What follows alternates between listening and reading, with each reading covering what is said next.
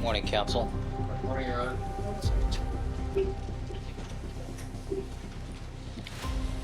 All right, back on the record in the Simpson matter. Mr. Simpson is again present before the court with his counsel, Mr. Shapiro, Mr. Cochran, Mr. Douglas, Mr. Bailey, people represented by Ms. Clark, Mr. Darden, and Ms. Lewis. The jury is not present. Counsel, is there anything we need to take up before we invite the jurors to join us?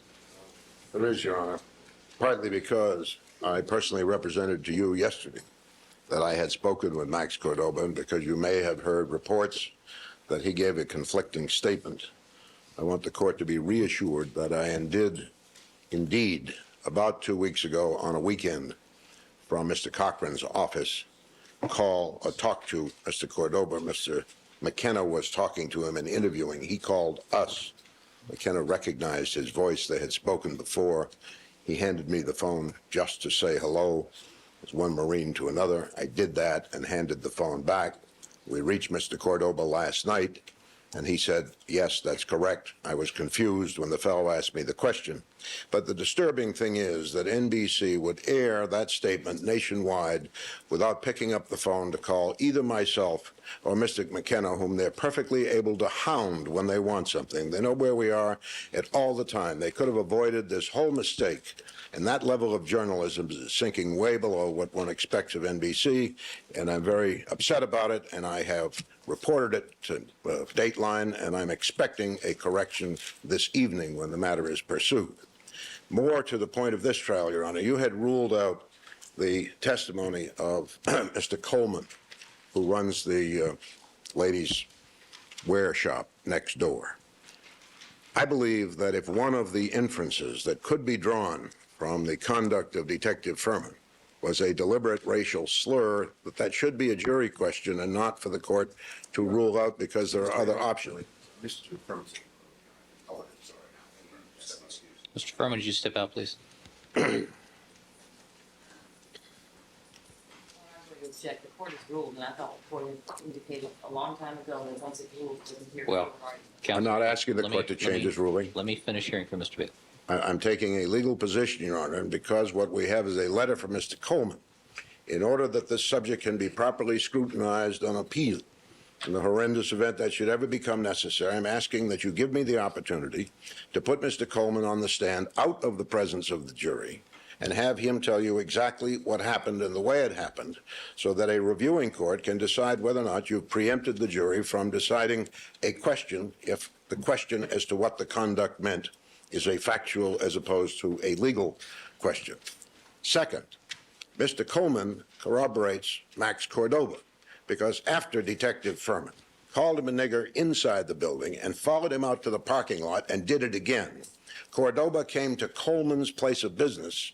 Coleman remembers the incident and said, I had to calm him down. He was very upset, and he was very excited by the whole thing. Now, Well, that's a different offer of proof. I understand it. I'm bringing that to your attention because I learned it a short time ago when I called to see if Mr. Coleman would be available to come down and make an offer of proof on the record. That, to me, is the best possible form, and we think it would be worth the court's time to preserve it. How about a statement in writing? I don't want to take up the court's time doing extraneous hearings all the time, counsel. All right. Now, if you can enable me to understand, Your Honor, you have a rather elaborate statement on the first part. Cordova, it seems to me, is a separate issue entirely. I agree. And his testimony would be relevant if Cordova testifies, as he told Dateline he would last night, and is attacked on the ground that he made the incident up. Other than that, I'm not sure that a prior consistent statement would be admissible, but should it be termed a recent fabrication on Cordova's part, and that's the drift I get from this side of the table, then the fact that he said that to Coleman hard on the heels, even if it's not part of the res gestae, would become admissible under California law. I don't think that question is going to be presented to you as to the Cordova part unless and until that attack is made. I do think that I would like a better form, and if you're suggesting I rewrite or we put together a new, more formal statement, since those were all Mr. Coleman's words, pinpointing the issue that we wish you to take another look at, perhaps, I'll be happy to do that rather than take up the court's time putting him on the witness stand. I don't think it would take long, but I'll be happy to pursue that. All right, I think you have the direction from the court. Okay. Now, in addition to that, Your Honor, we have a case that we would like the court to consider. It is a court case that was thrown out because Detective Furman lost a door in which a bullet hole was supposed to be, called the Gould case in the Superior Court. We believe that his conduct in that case is relevant to this one. We're going to ask you to take another look at the Britton case on which you previously ruled, perhaps with some additional facts. Beyond that, Your Honor, the phones are ringing and ringing hard. People calling in who watched the detective and now wish to offer evidence contradicting his claims. And as these people come up, as rapidly as I can, I will submit them to the court as a proffer, the way I did originally, and then await your direction as to what, if anything, must be turned over. But this is an ongoing process, and I expect it will continue for some days. All right, thank you. Ms. Clark. I think I'd like to take the report. Because not only did Mr. Bailey make a direct misrepresentation to the court yesterday, he's done it again this morning. And I think that as I said yesterday, as I predicted, the tape would be very illuminating and provide the court with some very graphic evidence of the way counsel takes his role as an officer of the court so lightly. I want to play this tape now so that the court will be reminded of exactly and precisely the language Mr. Bailey used yesterday when he sought to misinform and mislead this court as to the nature of his contact with Mr. Cordova. All right, Ms. Clark, what is this a tape recording of? I'm sorry? What is this a tape recording of? His appearance in court yesterday, in which he stated to this court, in which he stated to this court that he had a conversation, Marine to Marine, with Mr. Cordova, and that Mr. Cordova told him, not Mr. McKenna, him, the statements that he later reported to this court. You're referring to the comments by Mr. Bailey at 18606, beginning at line 15. We don't have a transcript, Your Honor. We don't need. Yes, you do. $606.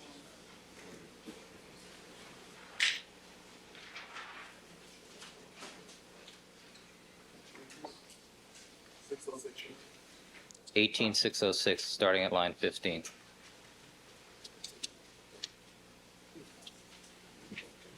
You okay, Mr.?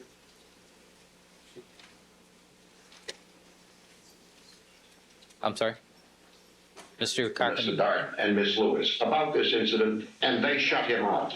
They said, we're only interested in what Ms. Bell said. And that's what he will testify to. And, Your Honor, I have spoken with him on the phone personally, Marine to Marine. I haven't the slightest doubt that he'll march up to that witness stand and tell the world what Furman called him on no provocation whatsoever. As far as discovery is concerned, there is no written statement. There are no notes that I know of. And I heard about this because he called us, wanting to make it known that these people had tried to suppress this information. I spoke to him personally. I don't ever take notes, and I didn't on that occasion. All right. That is not what Ms. Clark says. I said I did not claim that he related the incident to me. I said I spoke to him, and I have no doubt that he'll appear, and I don't have any doubt. All right. This is the kind of nonsense that gives lawyers a bad name, Your Honor. You know, it's very clear what he said to the court and what he was intending to convey. He was intending to convey to the court that he had personal knowledge of what this man said because this man said it to him personally, Marine to Marine. And now he's standing up and hair-splitting with us. I never said he said this to me. I just said he spoke to me personally. That's nonsense. That shows you what we have over here in the way of ethics on this side of the table. They'll get up and they'll misrepresent to their heart's content until they get caught, and then they have excuses. And then they start splitting hairs. And then they have, well, this means this, and oh, no, that means that. I feel like we're in Alice in Wonderland. We've got Jabberwocky here. Nothing means what it says it does. No means I don't remember. I don't remember means no. Same thing. Now it's coming out of the mouth of Mr. Bailey. But that's exactly what we can expect to happen when the witnesses take the stand. If we rely on his offers, and we have not been able to reach Mr. Cordova, we need to talk to this man personally. I can assure the court, absolutely. No one cut Mr. Cordova off. No one refused to listen to him. As a matter of fact, Mr. Darden kept it, tell us more, tell us more. Please, is that all you have? Is there anything else you want to tell us? And with respect to Mr. Cordoba's prior statements, they've been aired on national television. I mean, if Mr. Bailey doesn't know what he's said before, I guess he's never turned on his television set. But they're a matter of record that all the world has seen.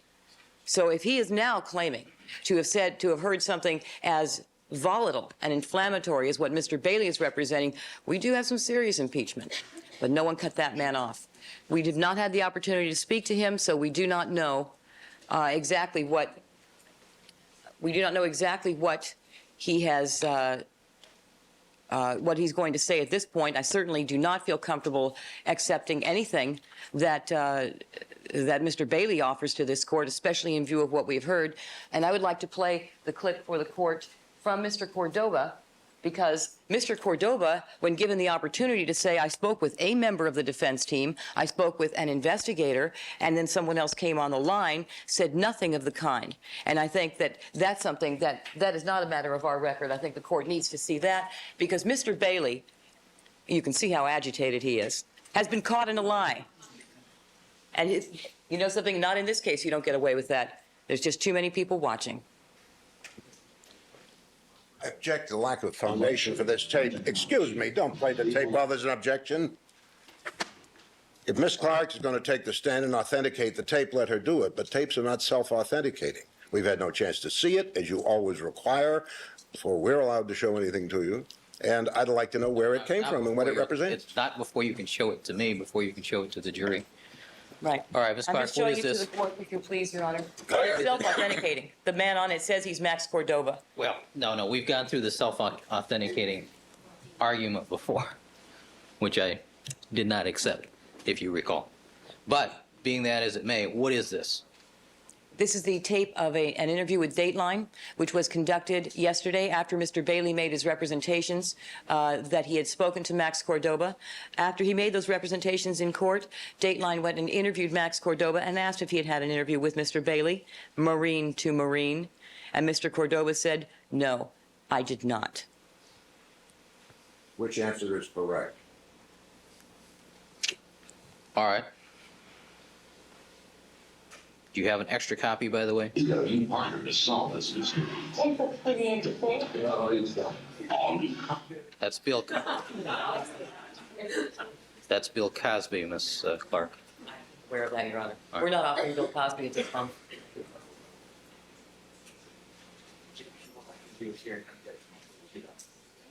While he's queuing it, Your Honor, if I may request that the notes Mr. McKenna surely must have taken as a responsible investigator of that interview that we now learn occurred, which obviously Mr. Bailey did not want us to know yesterday. We want the notes of Mr. McKenna's interview with Mr. Cordova yesterday.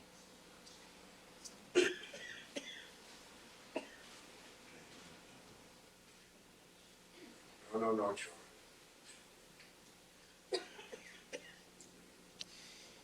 You know, it's interesting that other states have rules of reciprocal discovery that require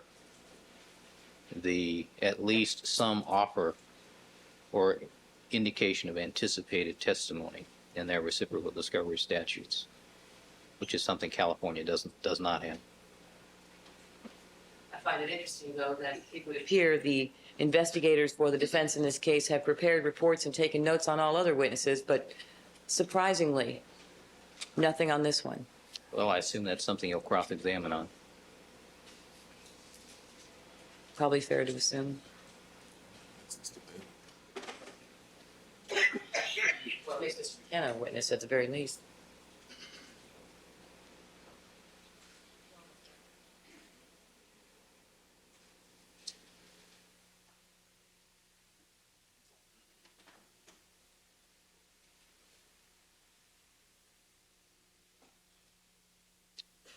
And Ms. Clark, who tape recorded this for you?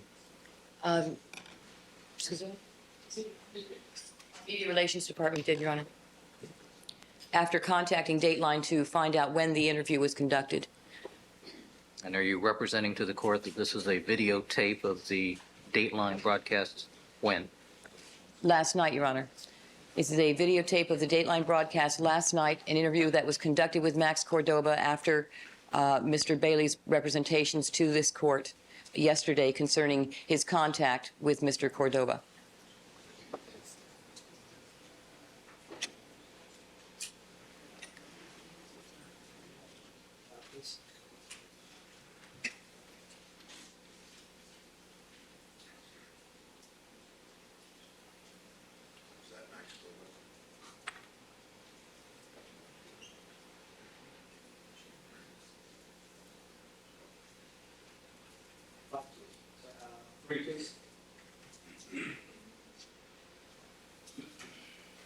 That he'll march up to that witness stand and tell the world what Furman called him on no provocation whatsoever. No, I have not talked to Lee Bailey. If you believe Max Cordova, and the defense hopes you will, then Simpson's defense team has some explaining to do. Because today, in our exclusive interview, the ex-Marine and potential witness said he didn't know what F. Lee Bailey was talking about. That if he'd spoken to the famous attorney, he'd remember, and he doesn't. Never talked to him. No. You know who F. Lee Bailey is? Yes.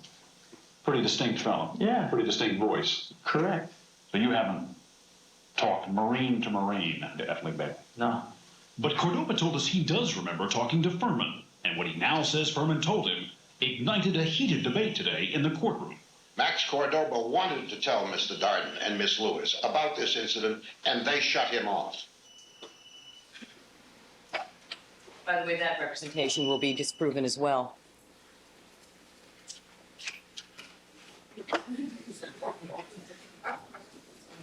Now, Mr. Cordova had the opportunity to say, well, yes, I had some brief conversation with Mr. Bailey, but we didn't discuss the content of my testimony. Or, yes, we had a brief contact. He said hello to me. Mr. Cordova said none of the above. He had the opportunity as well to say, Mr. McKenna spoke with me. I know he's a defense investigator. He did not say that either. All right, Ms. Clark, let's assume, for the sake of the argument, that what you say is correct, that this misrepresentation has been made to the court. What action or sanction do you seek as a result? I think that the witness should be precluded from testifying. I think that Mr. Bailey should be cited for contempt and fined substantially. As an officer, an officer of the court, he has lied to this court. He is impeached by his own I witness. ask that you put a stop to it. Either put Bailey. Cordova on the Excuse stand me, Mr. or Bailey. stop her from Mr. taking Stand Bailey. up and speak when it's your turn. Mr. Bailey, do not interrupt counsel. I understand this is a volatile issue, but it's a big problem for the court. I'd ask you to control yourself, sir. Ms. Clark. I think that what has occurred is very serious. And I think that the interview with Mr. Cordova makes it's very stark. There are no gray areas here. This is not a matter of hair splitting anymore, as Mr. Bailey got up to represent to the court this morning. Mr. Cordova was confronted with the statement that Mr. Bailey made, that they spoke. He said, no, we did not, and I would remember. And there was the opportunity to say we had some conversation, and he did not do so. Thank you, Ms. Clark. Mr. Bailey, do you wish to respond? I do, Your Honor, and I do not appreciate being called a liar in any court, and I will ask at the proper time for correct action to be taken against the offender.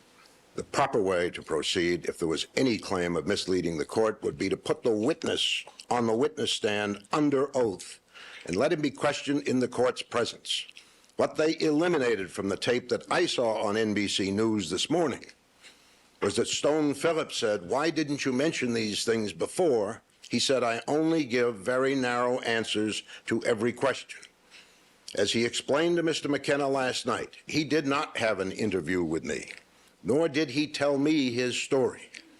When he was talking with Mr. McKenna in the office, Mr. McKenna handed me the phone to introduce me, and I said, Max, as a Marine, I'm proud that you have the courage to come forward and say this. I know that it's painful. And he said, I'm willing to do it. And my comment to the court was in response only to the unfounded, irresponsible, and false assertion by Ms. Clark that Cordova would never appear. She had no basis to say that whatsoever, as she has just shown with her own videotape. Now, I expect NBC to correct it, and somewhere down the line, I hope that this court record is made plain. Mr. McKenna is sitting right here, and he is available to get on the witness stand and assure the court that Max Cordova said last night, okay, I now remember I spoke briefly on the phone. That's not an interview. Phillips could have saved himself some embarrassment if he'd bothered to pick up the phone and call me. NBC always finds me when they want to. I am concerned, though, Mr. Bailey, that the statement, I have spoken with him on the phone personally, Marine to Marine, that sort of connotates something more than just, hi, how are you? I'm glad to talk to you. I understand why you're concerned. You raised no question about what was said. I was simply, if you were reading the transcript correctly, giving you my assurance that I expected him to appear when called, that he was under subpoena, and that I did not think he would vanish, and that I had spoken to him and received an assurance on that alone. I do not interview witnesses. Good lawyers generally don't. They might be in a position of having to testify if the witness were to accuse them of something or tell a different story. Mr. McKenna is employed for that purpose. We happen to be in the same room when Cordova called us, as his phone record will show, if he has made the call from a private phone and was billed for it. Now, you're perfectly able to explore this right now with Mr. McKenna, and I wish you would. And if you read the transcript carefully, I was reacting to the only thing that concerned me, because an offer of proof is an offer of proof, and the court has to accept it as that. But the court might be concerned that if cross-examination were put forth and the witness never appeared, that the damage would be done and you couldn't unring the bell. And it was my purpose to assure the court that I felt this fellow would appear based on his statement to me that he would. And that's all that transcript says, and you can't read it any other way. If you've got a contrary impression, I'm sorry. That was not my purpose. I wanted you to know that I believed he would appear, or I wouldn't put the questions. And that is the sum total on the subject. All right. Thank you, Mr. Bailey.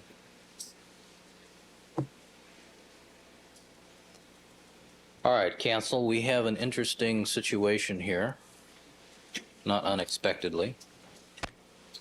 Counsel, what we're going to do with regards to Mr. Cordova, Ms. Clark, where does Mr. Cordova reside? Where does Mr. Cordova reside?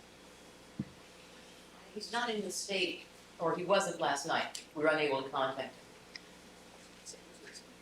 What state does he reside in, Mr. McKenna? He's not in California, I don't believe, today. He resides in Bellflower, if that's a town. He has a subpoena. When did he leave? I believe he left either this morning or last night. And when did you speak with him? I spoke to him. All right, Ms. Clark, I agree with Mr. Bailey's comment that television news broadcasts are not bases for the court to preclude at this time the offer of Max Cordova as a defense witness, unless and until I hear testimony from Mr. McKenna and Mr. Cordova himself regarding these issues. I think you agree with that. So at this point, I'm going to preclude any cross-examination regarding anything with regards to Max Cordova, which I had previously done, but I'm going to extend that prohibition through the remainder of Detective Furman's testimony. Under the California Evidence Code, a prior inconsistent statement may be offered as long as a witness has not been released from the requirement of providing further testimony under 770 of the Evidence Code. So if it should transpire that Mr. Bailey is correct in his assertions, then perhaps we will hear from Max Cordova. But unless and until I'm satisfied that the offer of proof there is a sound basis for it, I don't believe Max Cordova will surface. But I'll determine that at a later time. Thank you, John. Mr. Darden needs to address the court on the matter of Alwyn Martin. Well, I was going to ask whether I could ask questions about Alwyn Martin, because they had a tape-recorded interview with her last night we're given to understand. But I would like a clarification of what the court is saying. You don't know whether Max Cordova is going to surface because you don't know if he will repeat what he said on television? No, what I'm saying is that as far as this controversy Yes. that has since arisen, I'm not going to allow any cross-examination with regards to anything Max Cordova might or might not say unless and until we hear from him first, because there are some issues we need to resolve before he hits the witness stand in front of the jury, is what I'm saying. Now, he's in New York for 4 days, I'm told. Well, I suspect the defense case won't start any time between now and next week. Are you saying that you will postpone examination of Detective Furman on the Cordoba issue until the defense case has begun? That's correct. Well, I strongly object to that, Your Honor. You have the power to get Cordoba in here while the prosecution's case is going on and hear from him and make your preliminary findings. But to put it that far down the road is completely unfair in the cross-examination of this critical witness. Well, counsel, I didn't create this problem. I didn't create it either, Your Honor. We interview witnesses, we make proffers to the court, and that's all we have done. We subpoena witnesses. That, too. I didn't interview him for Dateline or ask him to talk to Dateline. Nor did I confuse him as to whether or not he'd ever talk to me. What are we being penalized for? I don't understand. You're being penalized at this point merely under the procedure of the California Evidence Code, which says prior inconsistent statements can be offered in one of two ways. Either the witness is confronted or the witness is still available to be cross-examined. And that's how we're going to do it. Thank you, sir. All right, no more objection, please. Noted. Mr. Darden. Good morning, Your Honor. Your Honor, the people would like to lodge a 352 objection to the admission of any information relative to Detective Furman's contact with Alwyn, A-L-W-Y-N, Darla Martin. Ms. Martin was the victim of a carjacking on May 20, 1993. During the commission of that assault and robbery, she apparently was stabbed. She was taken to the hospital where she was treated. She was taken to surgery. 2 days later, Detective Furman visited her at the hospital, as I understand it. When he walked into the room, Ms. Martin's boyfriend was there. Ms. Martin is Caucasian, as I understand it. Her boyfriend at the time was African. I think he was British, actually, so not necessarily African American, but of African descent. Detective Furman met him. They shook hands, introduced themselves, and Detective Furman had a conversation with Ms. Martin relative to the description of the carjacking suspect. Last night, one of our DA investigators, Brian Hale, interviewed Ms. Martin. Ms. Martin could point to no racial epithet uttered by Detective Furman. She could point to no racial slur. Detective Furman did not tell her that only blacks or African Americans commit carjackings. Detective Furman did not tell her that he disliked interracial couples or that race mixing was a crime against nature or anything of that sort. We've reviewed the file, the investigative file in this case. There's nothing in the file to indicate that Detective Furman harbored any type of hostility or animosity toward Ms. Williams or her boyfriend because of their relationship. There's no evidence. I'm sorry, Martin. There's no evidence, no indication, no firm evidence, no firm allegation by the witness, Ms. Martin, that Detective Furman has done anything but act professionally. I don't know why the defense wants to introduce this incident or this contact, but I can assure the court that there is nothing here which suggests that Detective Furman harbored any racial animus or bias against Ms. Martin or her boyfriend because of their interracial relationship. I'm at a loss to explain or understand why they want to introduce this. It shouldn't come in. It just shouldn't come in. I'm sure that once counsel begins asking his questions relative to this issue, and once he puts his own spin on it, that perhaps he can somehow transform it into a racial issue. But based on our conversation last night with Ms. Martin, there is no racial issue here. There's no evidence at all that Detective Furman acted in any way other than as a professional police officer. All right, Mr. Bailey. Well, hear the tape. Mr. Darden has chosen not to confront the offer of proof in any way. You were never told in writing or in any oral description by me from this podium that racial epithets were used or any of the other things he's attempted to negate took place. What you were told was that Detective Furman was assigned to investigate a stabbing and a robbery of an automobile. that pursuant to that assignment, he came to the hospital to interview the victim, who had been injured in the stomach with a sharp instrument, that she told him the assailants were white, that he suggested that they may have been light-skinned blacks, and when she refused to budge on that issue, he left the room, filed no report, and never returned. That was the offer of proof. I have not heard that contradicted. But because we're having these problems, I would suggest that the court listen to the tape that was made last night and that we make it part of the record.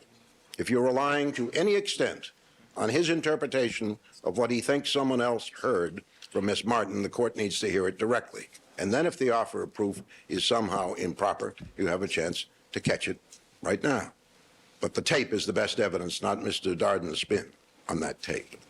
And I think we should hear it. Mr. Darden? I'd like to hear their tapes, Your Honor. Our tapes are impeachment evidence. I don't know what Mr. Bailey has been reading, but apparently he hasn't read the complete police file in this case. Detective Furman did file a supplemental report. And not only did he file a supplemental report, he also took to Miss Martin a mug book containing many, many white arrestees and potential suspects, all Caucasian. Detective Furman did his job, Your Honor. Now, he questioned Miss Martin apparently about her description of the suspect, as any detective would do. Where's the racial issue? Yeah, there is none. Mr. Bailey perhaps should get the rest of the police file on this case. And once he does, he'll see that Detective Furman attempted to run down partial fingerprints recovered from her vehicle. He took her mug books. He looked at other reports, okay, to see if there was some type of MO between this carjacking and others. He did everything a police officer is supposed to do in a case like Have this. that file here, or a copy of it? I have a copy of the supplemental report. I'll hand it to the clerk. Well, that's being done. Your Honor, might I point out that Miss Martin called Detective Tapia, the West Los Angeles Police Department, to ask for the report, and he sent her 2 pages and said that's all there was. Furthermore, I'm startled to learn today that the prosecution has so many facts on the Martin case. They were very silent about them yesterday when we first discussed this issue. Perhaps this is something that Detective Furman never mentioned until after we talked about it. You know, we weren't particularly concerned about the Alwyn Martin case, Your Honor. Why should we be? There's no issue of racial animus contained in this case. At any event, before counsel stands before the court and makes these allegations of this nature, he ought to check out the facts. He ought to know what he's talking about.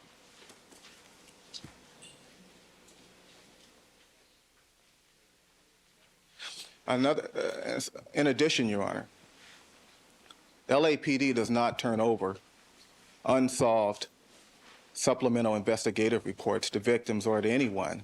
This case is not closed. This case is still an open case.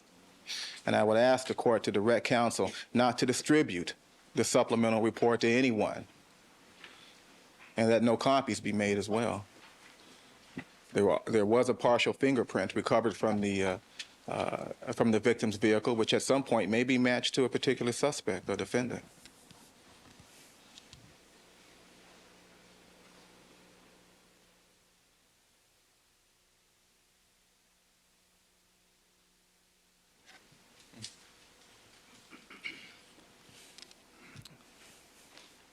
In addition, Your Honor, when, as I understand it, when Ms. Martin contacted Detective Tapia at West LA Detectives relative to this report, she mentioned to Detective Tapia that Detective Furman had done a good job and that he had acted as a true professional during the contact that she had with him.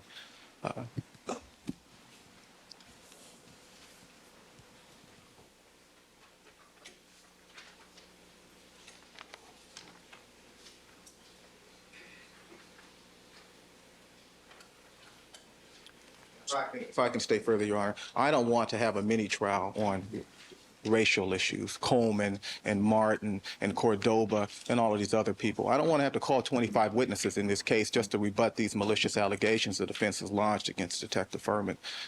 And we shouldn't have to. At some point, this becomes cumulative. At some point, 352 has to come into operation and cut the defense off. Okay? I mean, this is ridiculous, and it's going to result in a mini trial. And the jury shouldn't have to sit here an extra 2 weeks, and I shouldn't have to sit here an extra couple of weeks to litigate these collateral issues. Now, every contact everyone had with Detective Furman, is a case of racial animus or reflects some racial bias on Detective Furman's part, Your Honor, especially this one. It looks like good police work here. Nothing more, nothing less. If it pleases the court, would have been much nicer if Detective Tapia had been truthful to Miss Martin and said there is more of a report that I can't give you. She was given to understand that the 2 pages were all that ever happened, and from that we do quite properly an inference that there was no follow-up. But all that aside, Miss Martin came to us because of Detective Furman's conduct. She described it as we have described it to you.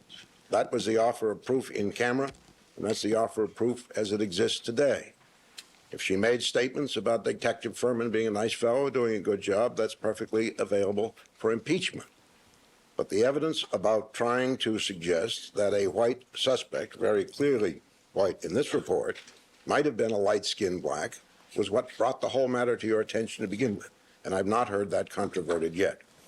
I would like to have marked, however, Your Honor, because the subject is still very much alive, a document that just came over the fax from Phil Coleman, and I'd like Your Honor to read it. I'm not going to deal with Mr. Coleman at this time, Mr. Bailey. It deals with Mr. Cordoba. That's a closed issue at this point. Cordoba is a closed issue until the defense begins, Correct. and we're not allowed to address Your Honor on it again. I'll allow you to, but not today. Don't press it. My concern, counsel, is now I have a report that's dated June of 1993, which clearly indicates that the suspect was white, clearly indicates that the suspect stated the male white suspect. It clearly indicates a suspect description. It's signed by Detective Furman. It indicates a inquiry into other possible connections that might be a factor in the robbery. Indicates the recovery of the vehicle, the garnering of fingerprint evidence, and the detective taking mug books to the victim for possible suspect identification. This is contrary to the offer of proof.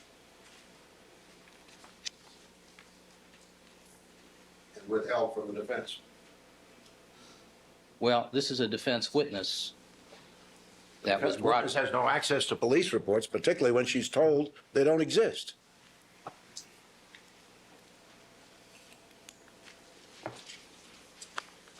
All right, I find the offer of proof to be clearly contradicted. Prosecution objection will be sustained. Your Honor, if I can be heard, relative to the issue of the follow-up And I'll mark investigation. this as Court's Exhibit 7. Okay. Your Honor, would the court kindly order defense counsel to return the supplemental reports to the court, and would the court seal the supplemental reports? Yes. May I have this document marked for identification? You may. I will read it. Hand it to the clerk. Let's have the clerk make photocopies for counsel.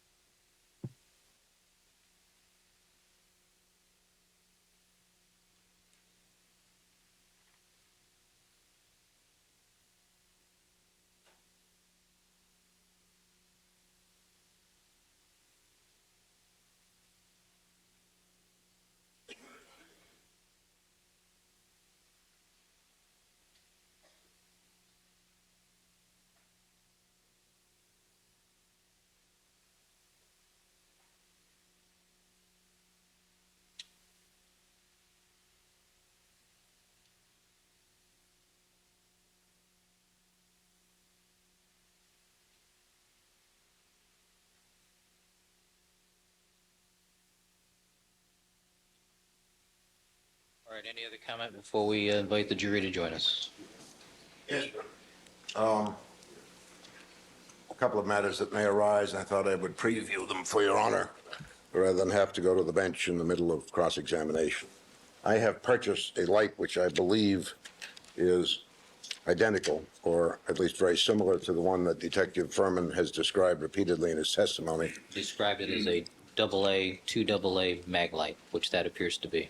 Yeah, and I would simply like to know from him before the jury comes in whether it is a replication, so that it would be fair to use it in cross, in asking where he was holding it, where it was kept.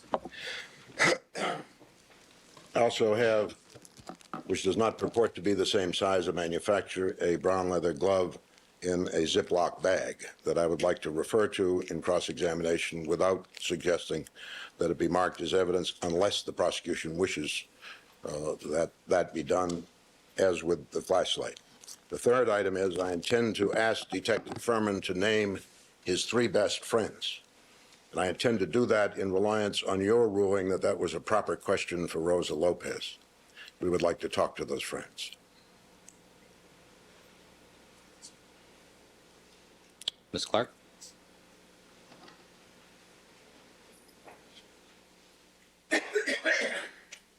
Certainly.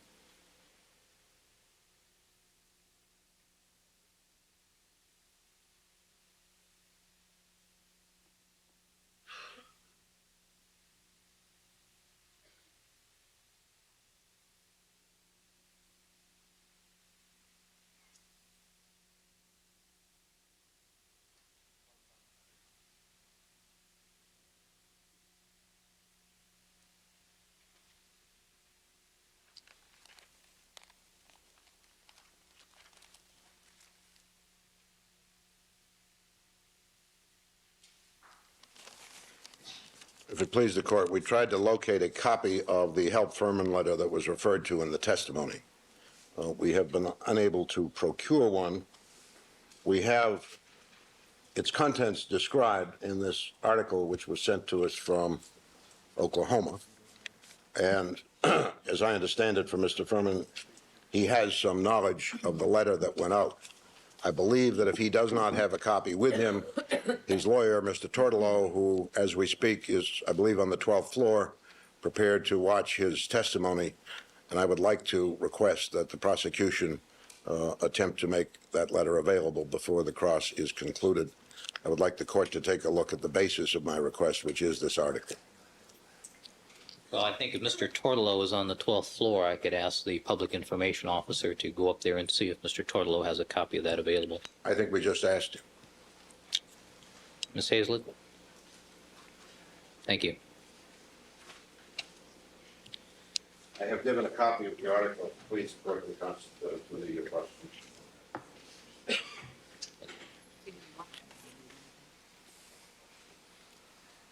With respect to the flashlight, Your Honor, no objection. With respect to this plastic bag, this is ridiculous. The Ziploc bag, for which there's no no connection to this case. A leather glove of a different size, a different color, a different make, a different style. That has no relevance to this case either. May I see that? Yes.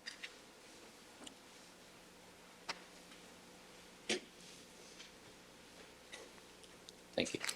When you say different size, what do you mean, Ms. Clark? My size. And I think counsel even conceded that it's a different size. This is, under 352, there is no valid probative purpose to this. I'm sure the court knows that what Mr. Bailey again intends to do is make another inflammatory argument with no intended basis whatsoever in an attempt to confuse, mislead, and deceive this jury. This has no part in any search for the truth. This is a fantasy woven by the defense, for which there's no evidentiary basis, no logical or factual connection to this case. Let me ask you this. What is the glove size that is on the glove that was recovered at Bundy? Extra large. glove there is a Brooks Brothers size small. Right. They were out of extra large, Your Honor. Not only that, but the glove in issue is an Aris, and it is not a Brooks Brothers.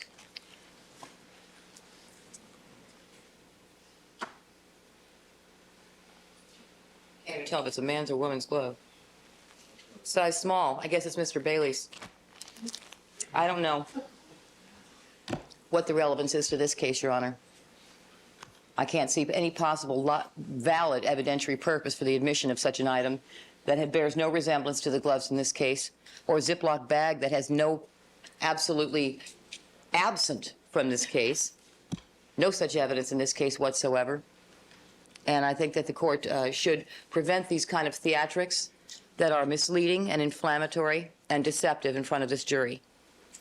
What's your comment on the letter regarding Detective Furman? With respect to that, I'd object to the admission of the article. With respect to the letter itself, I have a real difficult time seeing the relevance of that, Your Honor.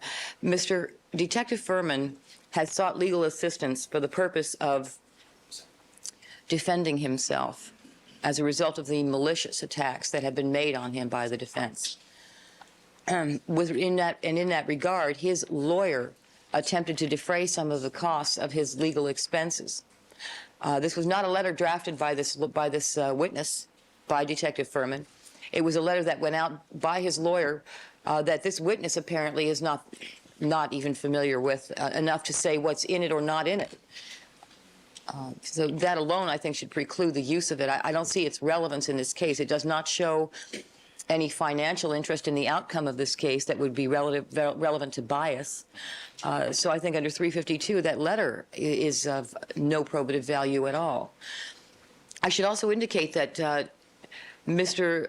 Bailey has given us no proof, no offer of proof even, as to how Detective Furman, which I'm sure is the inference that he wants us to draw, put the glove that he found at Rockingham into a plastic bag. There's no offer of proof. There will never be any proof.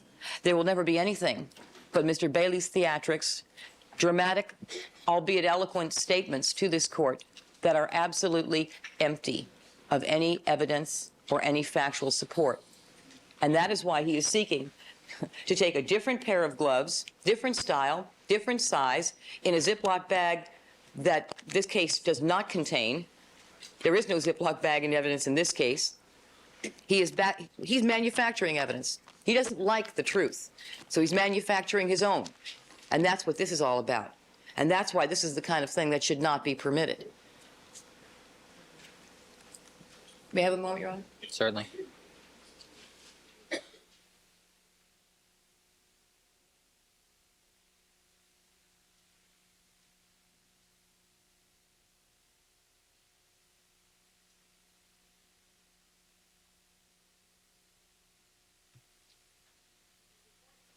Let me ask, is the court inclined to allow in a newspaper article, or is the court going to seek to allow, or is the court going to allow counsel to use the actual letter?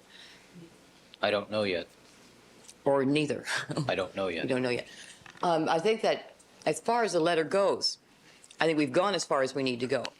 Detective Furman indicated he was aware of the letter. He did not draft it. He's unaware of the precise contents of it. It was an article drafted by his lawyer. But counsel has received the admission from Detective Furman that he sought.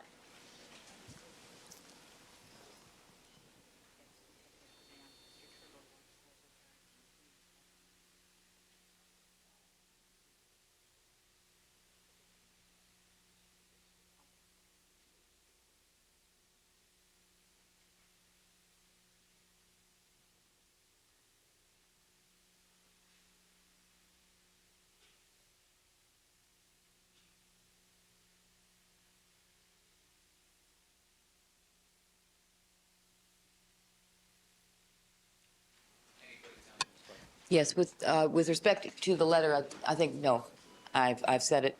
With respect to Detective Furman and the plastic bag and the glove that counsel now wants to admit, there is absolutely no evidence that Detective Furman put anything in any plastic bag on any time relevant to this case, June 12th, June 13th, or June 28th, or July, August, September, October. None. And so there is no valid purpose for the admission of that non-evidence. All right. Mr. Bailey, any brief response? May I respond to that, Your Honor? I take it there's no issue as to the three good friends. Just a couple. Yes. Oh, I'm sorry. I forgot to address that. Allow me, please, counsel. With respect to the three good friends, Your Honor, number one thing, we have a privacy issue as to those three people. I wonder if it's fair to have their names aired publicly for no valid purpose. With respect to the cross-examination of Rosa Lopez, I mean, this seems to be this kind of like a petty tit for tat.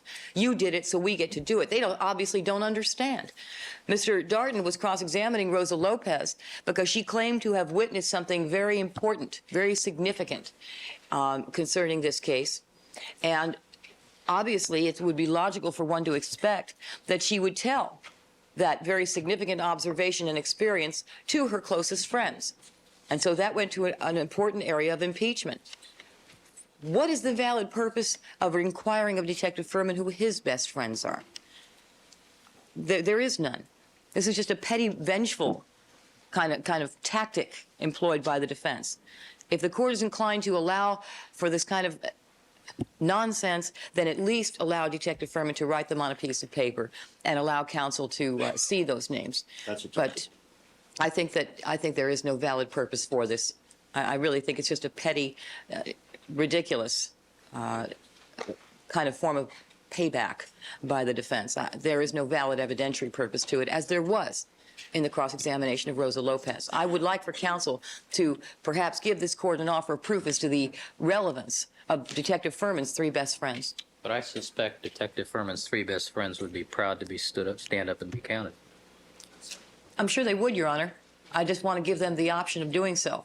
But if counsel wants to, you know something, as the court is well aware. Why don't you ask Detective Furman if he has any objection? I can. And I would suggest, this is something that in most cases they're entitled to look into. Obviously, the people you want to talk are the people who know the person the best. Right.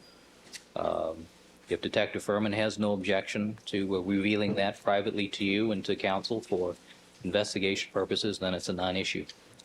I'll be glad to handle it that way. It's just that, we are all sensitive to the privacy issues that have been indeed. foisted upon us, and I just don't want to do that without anybody's say-so ahead of time. All right, well, let's pursue it that way. All right.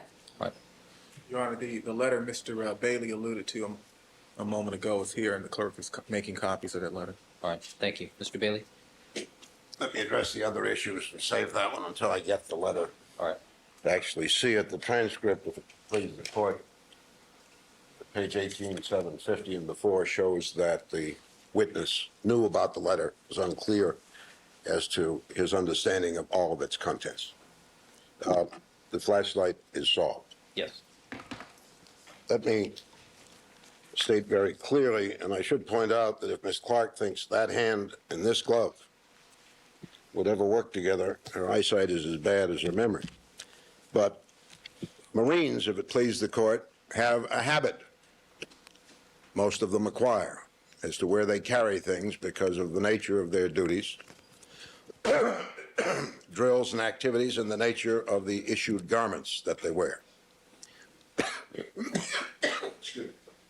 The prosecution has opened this door rather deliberately, knowing full well that there would be questions as to whether or not the someone, and there has to be someone, who transported that glove to Rockingham could have been Detective Furman. They were at pains to have Detective Phillips say that he never wore a coat or almost never wore a coat, suggesting that he would not have had the means to conceal the suspect glove had he acquired it. A generous offer would be to use both, the bulk of which exceeds the large glove that will be in evidence if they ever get through testing. The plastic bag, I think, is reasonably similar, and the witness can tell us, to those contained in the homicide kit in the car that he was driving that night, or riding in. The rubber glove, which is here for a different purpose, is similar to the one that we have seen on Detective Lang and that Detective Furman said was in the homicide kit and available to him. We have suggested that he has described with great differences a key trip to the body of Ronald Goldman. We suggest that most killers don't leave one glove at the scene and carry the other one to private property under any circumstances, and I suspect that every detective who's asked if he's had that experience will have to say no. So the likelihood is that when the killers left the scene, both gloves were there or both would have been taken. You have seen that the one glove, which is admitted in evidence, was under some leaves and not easily visible until the leaves were poked back. Detective Furman described that as leaves cascading down over the glove and partially blocking the view of it. Assuming, since that glove is right against the fence, that the other one was seen several feet away from the vantage point on the north side of the fence in the shrubbery, where it would not be immediately visible unless specifically looked for with a flashlight. If that was spotted, even with this little light, which throws a pretty good spot for a short distance in darkness, how was it transported to Rockingham? Certainly the prosecution is going to ask that question. If it were placed in a bag, which would explain the reason that it didn't dry, and we will offer evidence to this court that had it been sitting out in the air at 60 degrees under the conditions which existed that night, it would have dried, and that will be given by someone who has seen the glove and the amount of blood on it and is an expert in such matters. So, one way to explain its failure to dry would be to have it sealed off from the air. Detectives frequently, as we have seen in this case, collect evidence in plastic bags, something you were never supposed to do if you're dealing with blood, because everything that plastic bags do, as you will recall from an incident in the courtroom, to bloody objects is bad for evidentiary and detection purposes. Marines tend to carry things in their socks, the same way some detectives carry an ankle holster for a backup weapon. This package could easily have been kept in a man's sock, short or tall, for the length of time that would have been necessary from the finding of the glove, if it occurred when we believe it did, on his visit to the north fence, described in dramatically different ways on two different occasions, in ways that can't be reconciled. It could have been concealed up to the time that he bolted out of the house without telling anyone and making sure everybody else was occupied, and for 15 minutes did something which we believe explains the presence of the glove, the blood in the Bronco, etc. And we ask Your Honor to note that this man said that for 5 to 7 minutes he investigated the side of the house, wondering who dropped the glove and where he had gone, and failed to notice a set of steps and a door leading into the house. If that does not contradict any possibility that he occupied his time as he says, I can't imagine a stronger contradiction. A door is hard to miss, and Mr. Furman has experience with doors, as we will show you in the Gould case. Now, based on all that circumstance, I think it fair to ask Detective Furman if it would have been possible for him to put a glove in a plastic bag to which he had access and to stick it in his sock and to later pull it out and dispose of the plastic bag. Not a complicated question, not one he'll have trouble understanding, but a fair question, it seems to me.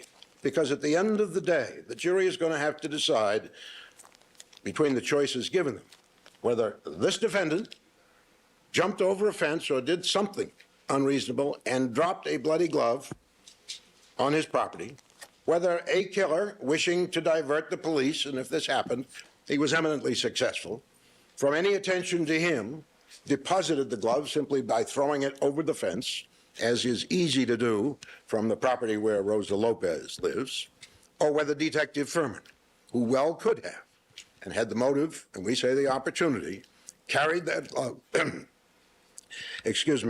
from where he found it at the crime scene and deposited it in a way that would accomplish two things. Number one, it would keep him inexorably in the lawsuit. And number two, it would punish a black man who had the temerity to associate with a white woman in a romantic way.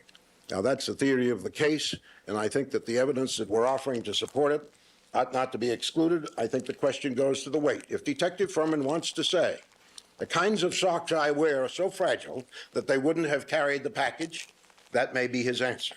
The question is, are we entitled to ask? As to the letter,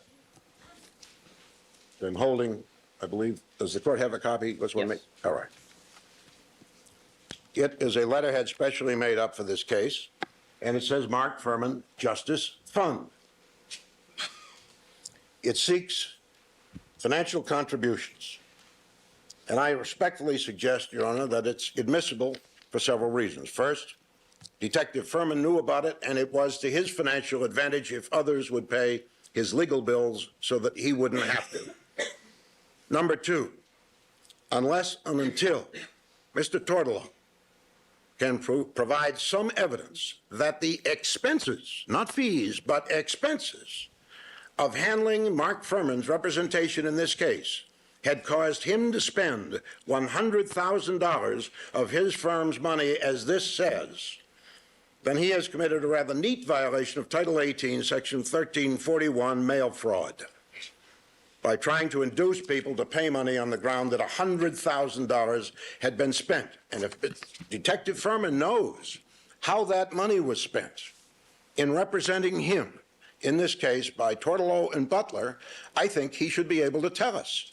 And if he doesn't know, then he should tell us whether or not he ever questioned this assertion before this letter was put in the mail to his fellow police officers to induce them to depart with their hard-earned income. I think that would be fair cross-examination, and that is the basis for further questions about this letter. All right. Ms. Clark, you want to address just the letter, please? Only the letter? Yes.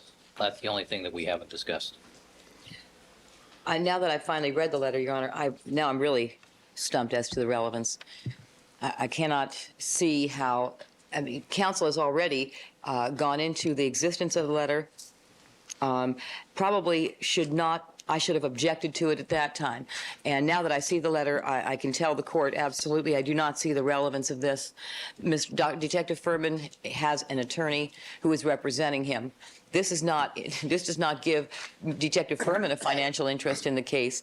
This is supposedly to defray costs, but it's really gotten way off the end of the scale of relevance. What is the probative value for which it's been offered? I haven't even heard of a theory proffered by counsel that would make this relevant to Detective Furman's credibility. This is a letter drafted by his lawyer. He was aware that such a letter was drafted. He himself did not draft it. He himself received no money as a result of it. As a matter of fact, the understanding I have is that there has been no money received as a result of this letter. I think that there's simply no relevance to this. There shouldn't have been cross-examination. As a matter of fact, what the people would like to do is simply ask the court to strike the questions and answers that have already gone and pertain to this letter as irrelevant, and not admit this letter itself, which is the height of irrelevance. I don't see the probative value with respect to the testimony of Detective Furman. All right. Thank you, counsel. All right. The issue before the court is what can counsel use with regards to these items for the cross-examination, continuing cross-examination of Detective Furman. There being no objection to the flashlight, the mag light, that will be allowed. Court will sustain the prosecution objection to the use of the gloves for this reason. The glove involved in this case is an extra large glove. Its specific bulk and dimension, as mentioned by the defense theory, is therefore critical to how it could be transported by Detective Furman, given his garments that particular evening, how he was dressed, and what means he had available to him. I will preliminarily allow the plastic bag, however, to be used if, Mr. Bailey, you can establish a foundation that a similar bag of similar size was available to Detective Furman in the homicide kit. And as to the letter, I'm going to reserve judgment on that. I would like to read it sentence by sentence, and I don't have the opportunity now. I'd like to at least proceed with what you have left. with the jury this morning. That's fine, Your Honor. I take it you will go to 12 and perhaps be prepared to address these matters this afternoon if we're still going. All right, well, in the event I should conclude cross with the postponements that confront me, and redirect is begun because you wish to use the jury's time profitably, I would like, once you have ruled, to be able to come back and complete the cross. Yes, as to this letter, this letter, correct. Last matter, Your Honor, the letter that was furnished to me, and this may be a copying fault, is blurred on the line that recites the amount claimed to have been expended. It does. It does on my copy as well. Do we have a copy where the figure 100,000 is clearly shown? Bailey, the copy delivered to me this morning in court, and Can we agree it's 100,000, or should we get the original from? let me make a call. All right, well then, all the more reason to delay recross as to this issue. Over 100,000 in the exact words. All right, well, let's get a clean copy of this, if it's available. Your Honor, may I make inquiry of the prosecution as to whether either the left or right-handed glove that was actually involved in the murders, we believe, is accessible? The reason I tried to buy one is because we have told they were still being tested somewhere, but it seems to me if either one is available, the bulk would be sufficiently similar to make the question fair. But this is a Eris brand gloves are commonly available. I mean, that's a major brand of gloves. I assume a similar glove is available commercially. I thought this was Dan Marino's glove, Isotone or something like that? Ms. Clark, what brand is it? I thought you told me it's Eris. Eris Isotone, okay. Broadway. Well, if we can get an extra large glove not used in the murder, would that be fair? Yes. All right. It's the bulk that's the issue. And if you use McKenna, a small... I don't have to tell you where your duty lies. All right, thank you, counsel. Let's have the jurors, please. Madam Reporter, are you okay? Or the delay in getting started this morning, there were a number of issues that I had to deal with this morning so far, perhaps 20 different issues that we've had to address and I've had to make rulings on or make determinations and discuss things. And as luck would have it, it just takes a long time, some of these things. And I just want you to know that while you're back there, I'm aware that you're back in that small little room and it's not the most comfortable place in the world. And I do have in the back of my mind constantly the pressure knowing that you're back there. But there are just some things that I have to determine out of your presence, and they got longer than I thought they would today. All right, Detective Furman, would you please resume the witness stand, please?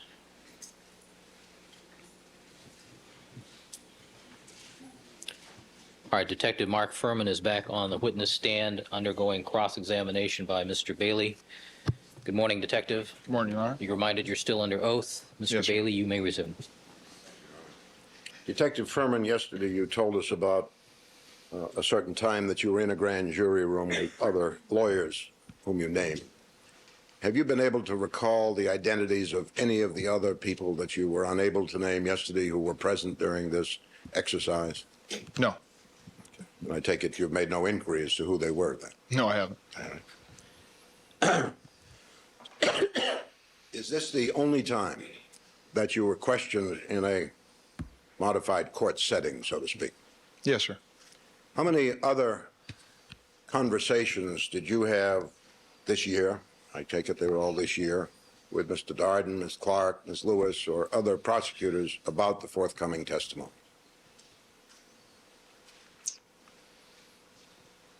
Several conversations. I'd have a difficult time on numbers. We have the same difficulty with the word several, okay? If you could use numbers, it would be much more helpful to us. Were you engaged in at least 10 different visits with the prosecution in preparation for this case, including the one in the grand jury? I think that'd be the high number. I don't think it'd be that many. I'd feel more comfortable with maybe 8. 8 you think would be more accurate? Yes. And does that include this session that you described? Yes. Okay.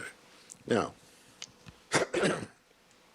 the subject matter of the session with the 3 lawyers was the Kathleen Bell problem, you told us. Yes. And that was the sole purpose of this simulated cross-examination? To the best of my knowledge, yes. Okay. Do you have any understanding of how the questioning that was done to you was to alleviate your concern over remarks you say you never made? What was the plan? Can you explain that to us? No, I can't. You can't. No. Well, were you told why you were being brought into that room? To be confronted with cross-examination type questions All right, but I'm sure it was more explicit than that, wasn't it? concerning Kathleen Bell. Concerning Kathleen Bell. Yes. All right. And were you told what they were hoping that you would do or not do when questions were put to you? No. Did any of the questions contain the name Kathleen Bell?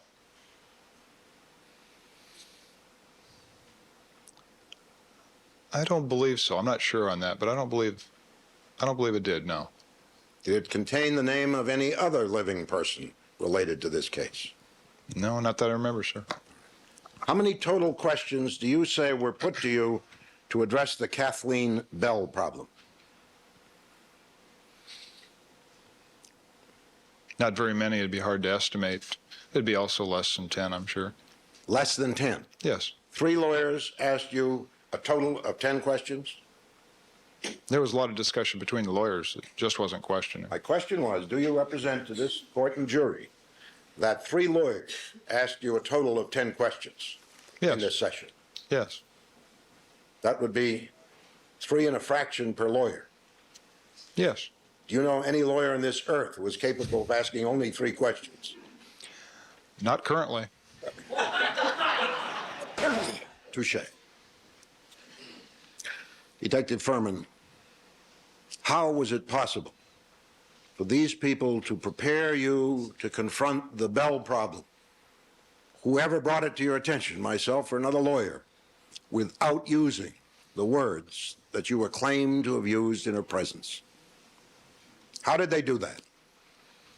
I read some allegations. I believe it was on a declaration. All right. Did you have in front of you a document filed in this court, signed by Kathleen Bell, alleging the conduct that we discussed before the close of court yesterday? So are you talking about Oh, what I viewed on the Yes. that letter in front of me? No. I did not have No, that. I'm talking about a declaration that was filed in court by Kathleen Bell as an offer of proof. On that day? sustained. Nothing was filed by Kathleen Bell in this court. I'm sorry, not by Kathleen Bell, in her behalf as to what she would say. In front of me that day, sir? Yeah. No. What paper were you looking at that was the basis of the question? Can you I tell was us? looking at no paper. I thought something was read to you or that you read that you called a declaration. Can you tell us what you meant by that? I had read it previously. I don't know when. Were you familiar with its contents? I read it once, yes. Were you familiar with the language attributed to you by Ms. Bell in that declaration? Yes. Was any of that language the subject matter of the questions put to you by counsel? They did not use that language, no. What language did they use instead to help you with the Bell problem? They used the term racial slurs. Okay. Well, now, do you have any memory of even one of these 10 questions? No. Not a single one. No, sir. And this happened when, Detective Furman? I believe it was 2 or 3 weeks ago. 2 or 3 weeks ago. Yes. Well, now you have been exhibiting a startling memory for detail of a crime that was 8 months ago, have you not? Sustained.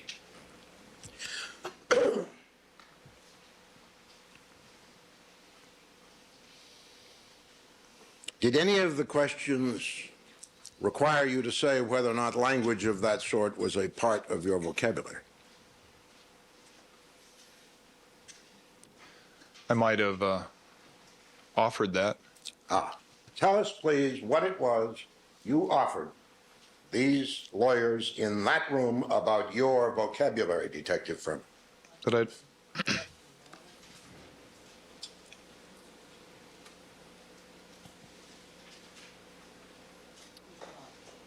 Overruled.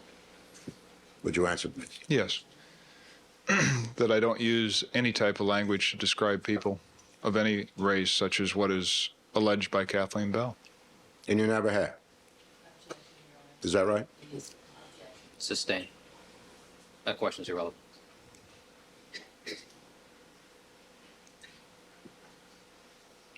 Did you say to the lawyers who were trying to prepare you for the Bell problem that you never used that language?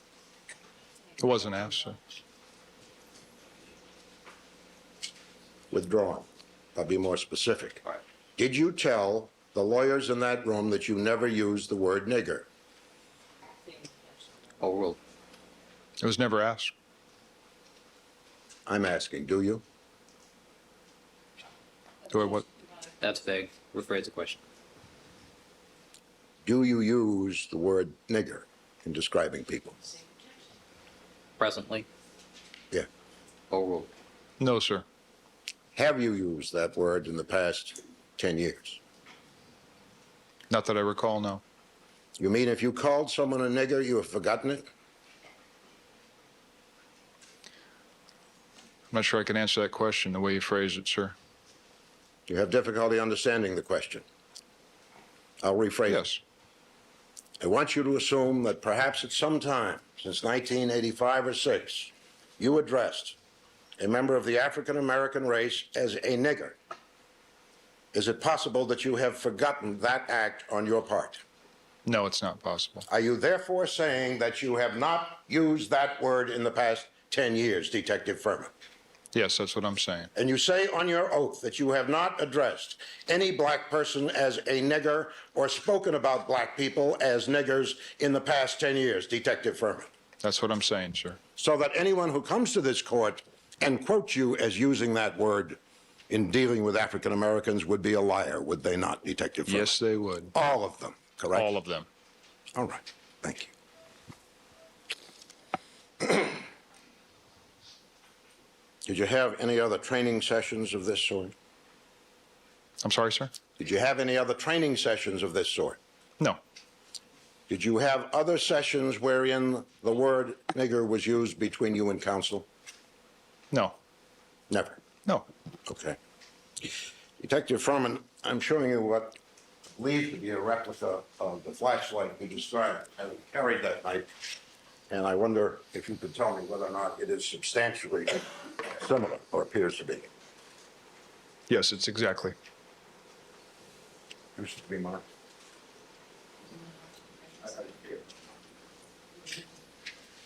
May this just be marked for identification or in case it's used later on. 1055.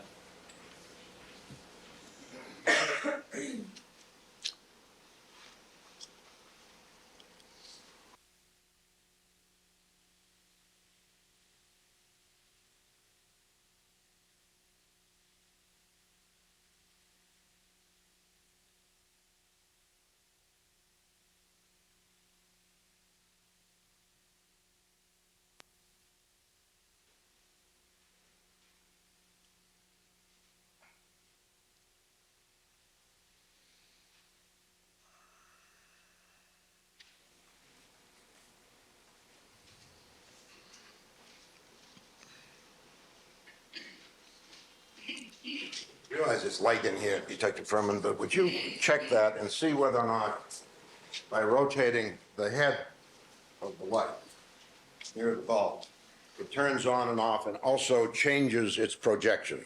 Can you just point at a dark corner under the witness? Yes, it does, sir. Appear to function about the same way? Yes, sir. All right.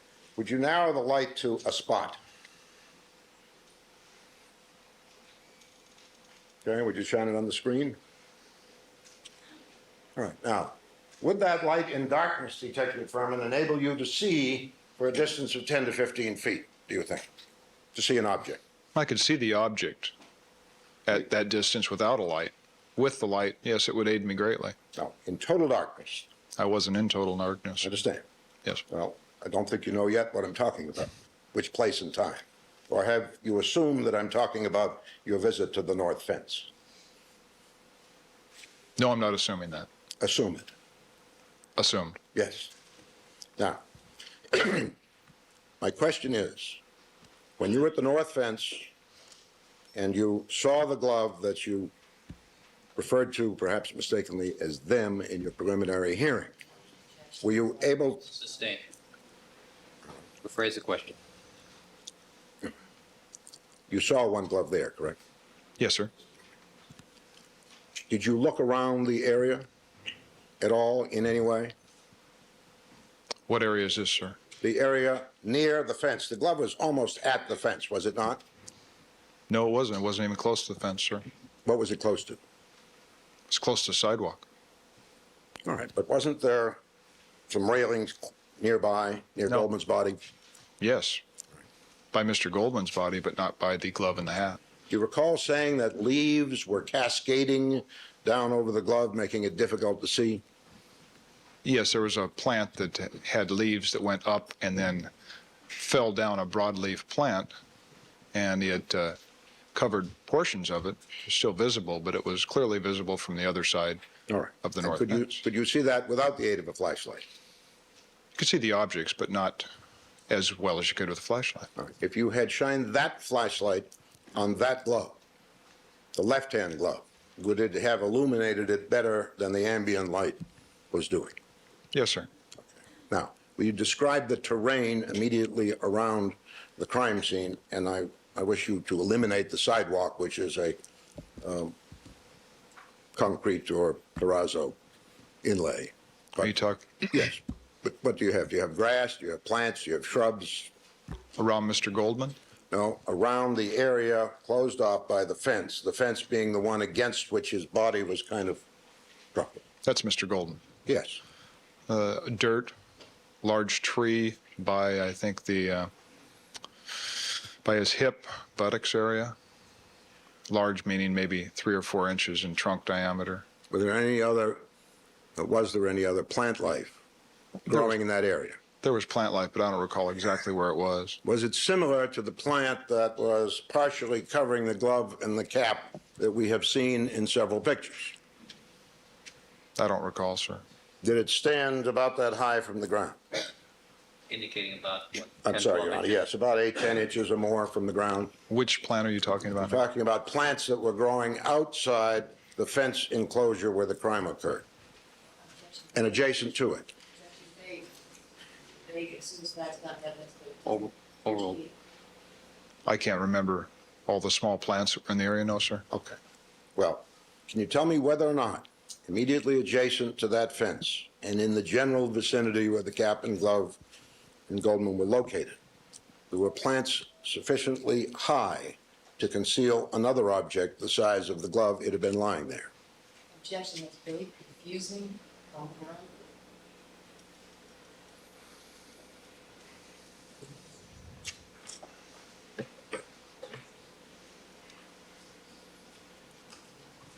Overruled. I couldn't speculate on that, sir.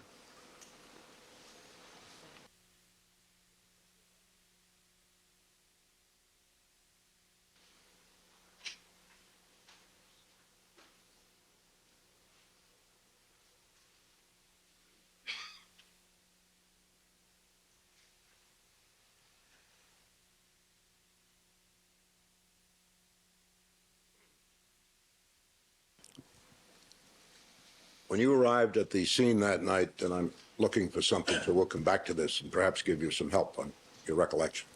When you arrived at the scene that night, were you wearing a coat, jacket of some sort? When I first arrived at the scene, yes. Can you describe it? Blue blazer. And you were wearing the trousers and shirt that we see you in with your weapon in the picture pointing at the left-handed glove? Yes, tan that- slacks. Okay. Now, at some point, did you walk back to your vehicle and take off your blazer and hang it or lay it in the vehicle somewhere? Yes, sir. Okay, can you tell the court and jury about what time of day that happened, bearing in mind that you arrived at about 2:10? It would be after I was relieved from the case. All right, that would be close to 3 o'clock. Yes, sir. And that's when you walked back to the vehicle and left the jacket and stood waiting for your relief, Yes, sir. correct? Yes.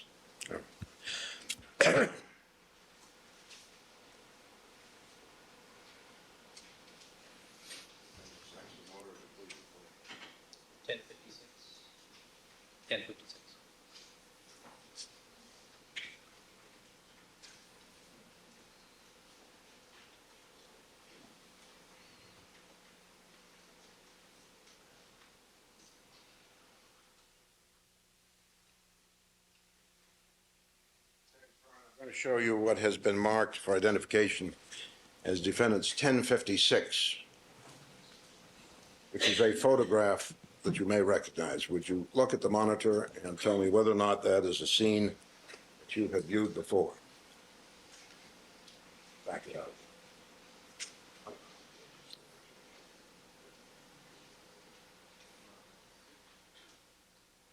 Does that depict the entrance to 875 Bundy with Nicole Brown Simpson's body lying in the rear?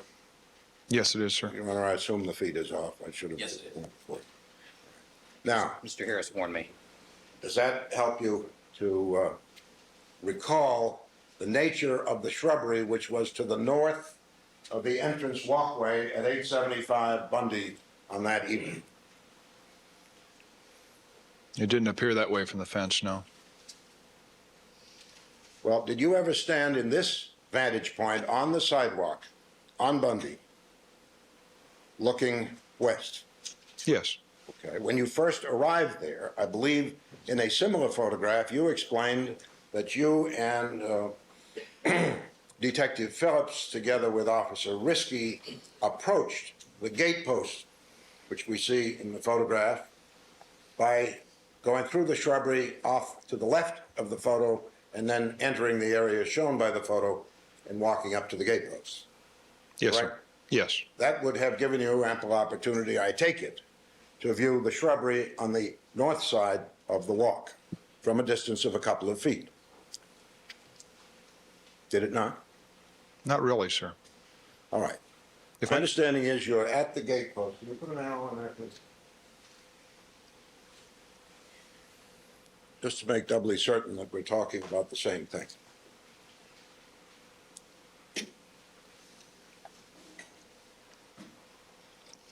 When you referred earlier in your direct testimony, Detective Furman, to the gate post beyond which you could not go without risking the contamination of evidence, is this the approximate area that you meant? Yeah, a little more to the right, sir, was where Officer Risky was. In that area, yes. Okay. From there, did you have a view across the walkway at the shrubbery that we see in the photograph? In the photograph, yes, sir. This shrubbery, yes. Were you suggesting that this shrubbery is different than the shrubbery that existed on the morning of June 13th? No, if I could see a picture of from the north residence looking toward Mr. Goldman's body in a southerly direction, it would be easier to explain. We are going to try and locate one, but for purposes of your present examination, can you tell me whether or not, from the position you were standing, if you look across the walkway in a northerly direction, you could judge the height of the shrubbery that we see in the photo? Yes, sir. And was the shrubbery that we see in the photo substantially the same as what you saw when you arrived at 2:10 a.m.? Yes, sir. And would you agree that that shrub is fully capable of hiding small objects that might be dropped into it? Yes, sir. All right, thank you. Overruled.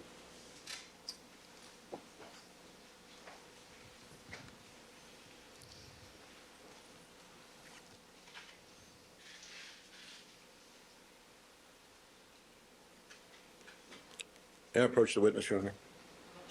Yeah.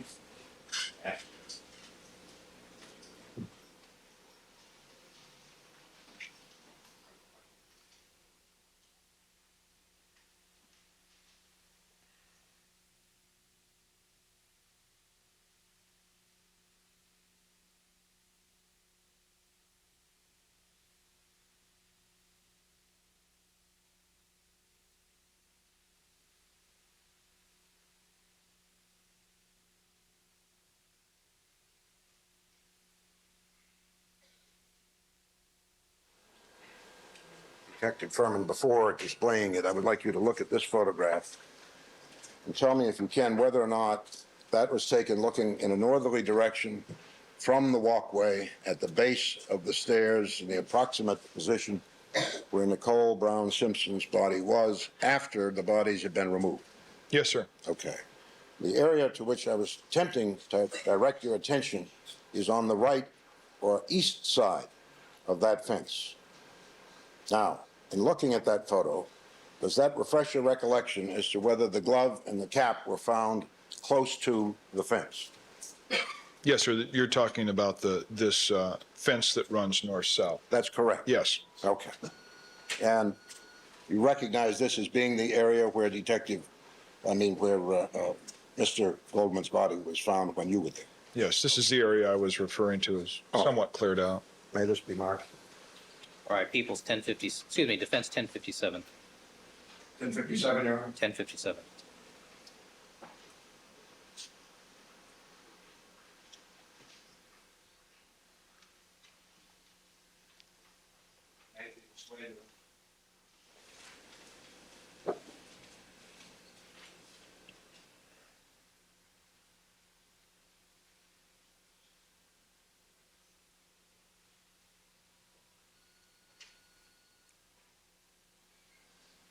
I don't think we need the arrow on that. I would like the arrow, Your Honor, so that I can point something out to the witness. All right, proceed. Detective Furman, we are now looking north inside the crime scene area after the removal of the bodies, or at least the body of Mr. Goldman, correct?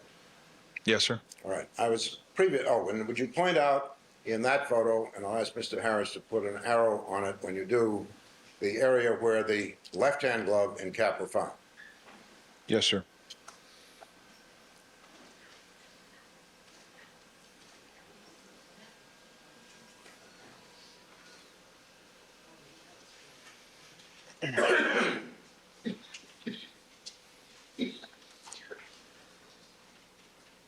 That's the area right there.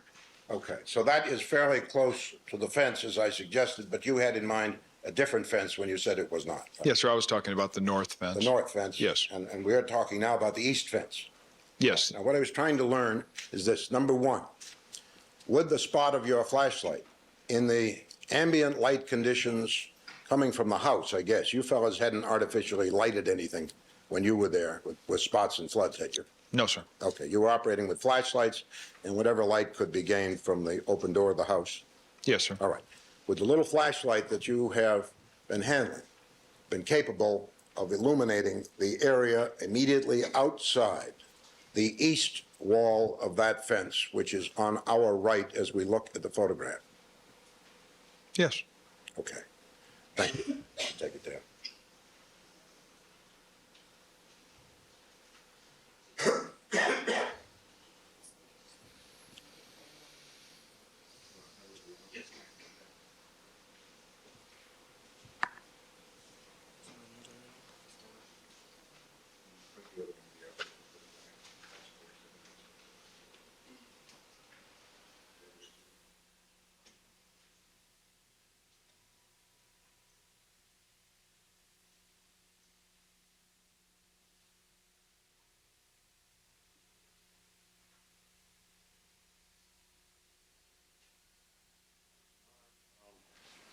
We neglected to print 1056 with the arrow where Mr. Harris put it next to the, I'm sorry.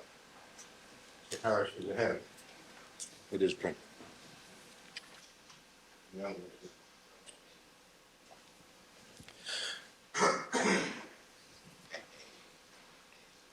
That'd be 1056A, Your Honor. 1056A. And the other one then would be 1057A.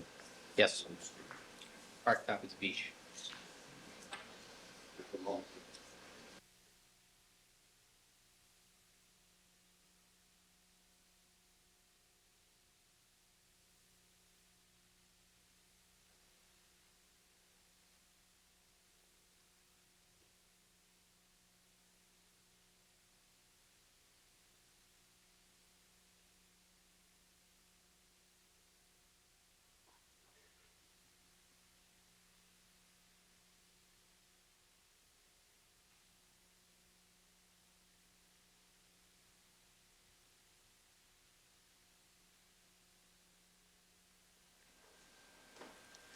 Detective Furman, as best you can from your recollection, could you go through the meetings that you had with prosecutors since January 1 and simply tell us who was present and how long they took?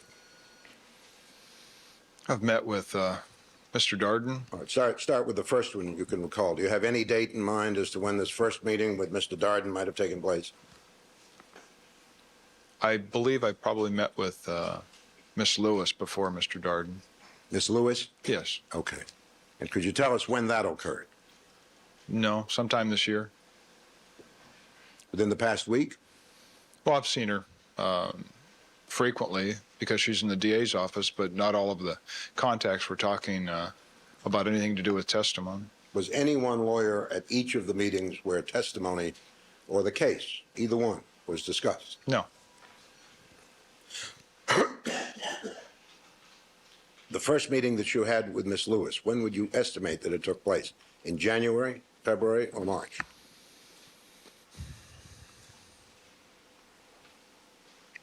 I'm not sure, sir. You can't tell us whether it was more than 3 weeks ago or less? Well, I've talked to her several times over several months. I appreciate that, but I'd ask that you use your best memory to inform us of when you first met with Miss Lewis about this case, testimony or otherwise, and how long that meeting was. I'm not sure. As far as motions, it could have been, I met her last year, talked to her on the phone, but I don't recall exactly. Did you or didn't you meet with the prosecution last year about the case after the preliminary hearing? I did not. Or will? I did not.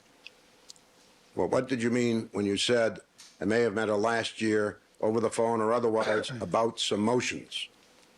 Well, I might have been asked about something that's no longer part of this trial or a motion that I get phone calls, sir.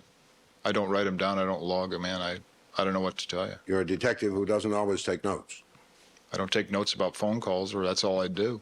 Okay. Well, how many times did you speak with the prosecution on the phone as opposed to personally about this case, starting in 1994, if you can? I've talked on the phone with prosecutors about when we could get together or meet, and that's kind of difficult because of the scheduling. All that aside, Detective Furman, when did you talk with a prosecutor about a motion in 1994? Sir, I don't have a day calendar. Or will? I don't have a day calendar. I write those memos in. I understand, but you have a memory. You remember this crime occurred in June of 94, don't you? Yes. All right. Now tell us as best you can, what was the motion that you were discussing on the phone? Or will? So there's been so many things going on with this, I couldn't tell you. When I talked to some people about... Didn't ask you that. What was the nature of the motion that required that you be consulted, if you know? I don't, sir. Was it a motion about Kathleen Bell? Or will? You can I've answer. talked to... You can answer the question. I've talked to Miss Lewis about Kathleen Bell's motion, yes. All right. And was that in 1994 when it was presented or filed?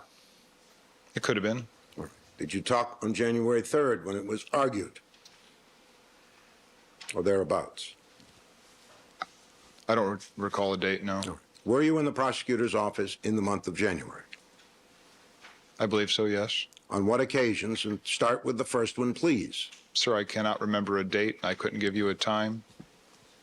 You kept no record whatsoever of your visits. Why would I do that? Were you on duty?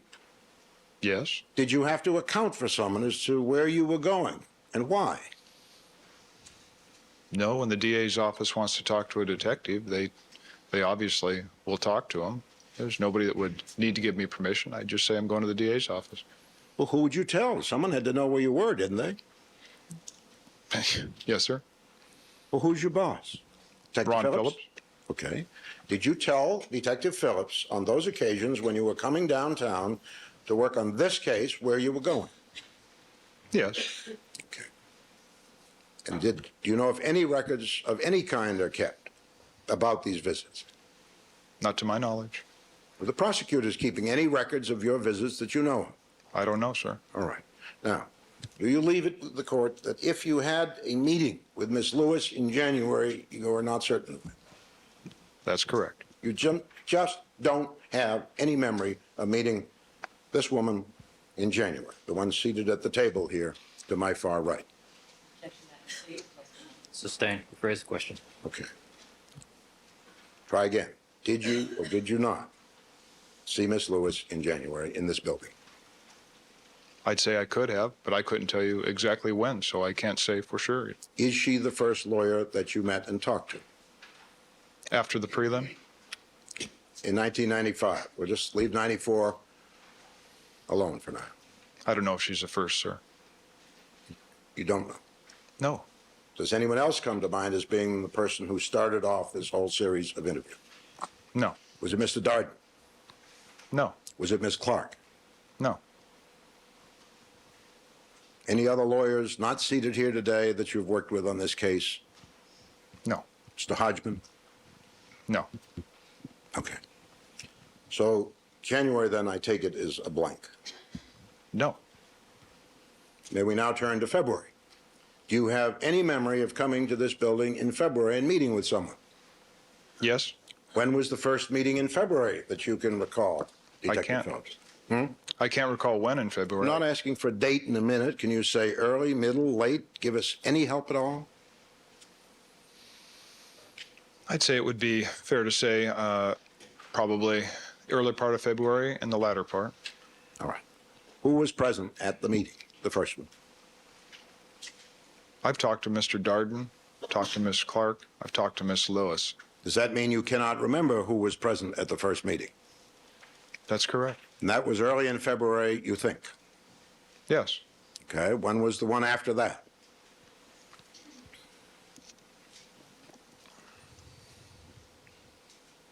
I'm not sure, sir. Early, middle, or late? Can you help us at least that much as to meeting number 2 in February, Detective Furman? Sometime in the latter part of February. All right. So you had a meeting in the early part of February, being the first one of that month, and you don't remember who was at that meeting, correct? No. And then you had a meeting at the latter part of February. With whom, if you recall? I've talked to all these prosecutors that are seated before me. All at once? No, they work a team. I could talk to one, I could see another one the next day or the next hour. Well, let's try and approach it another way. Of the 3 prosecutors facing you, with whom did you spend the most time talking about the case? Probably Miss Clark. When's the first time you can remember seeing Miss Clark in a meeting that you attended in this building? In February? I believe in the latter part of February. Okay. Do you remember how long the meeting was? We didn't have many meetings or discussions that lasted much longer than an hour once we got started. You remember the day of the week that the meeting occurred?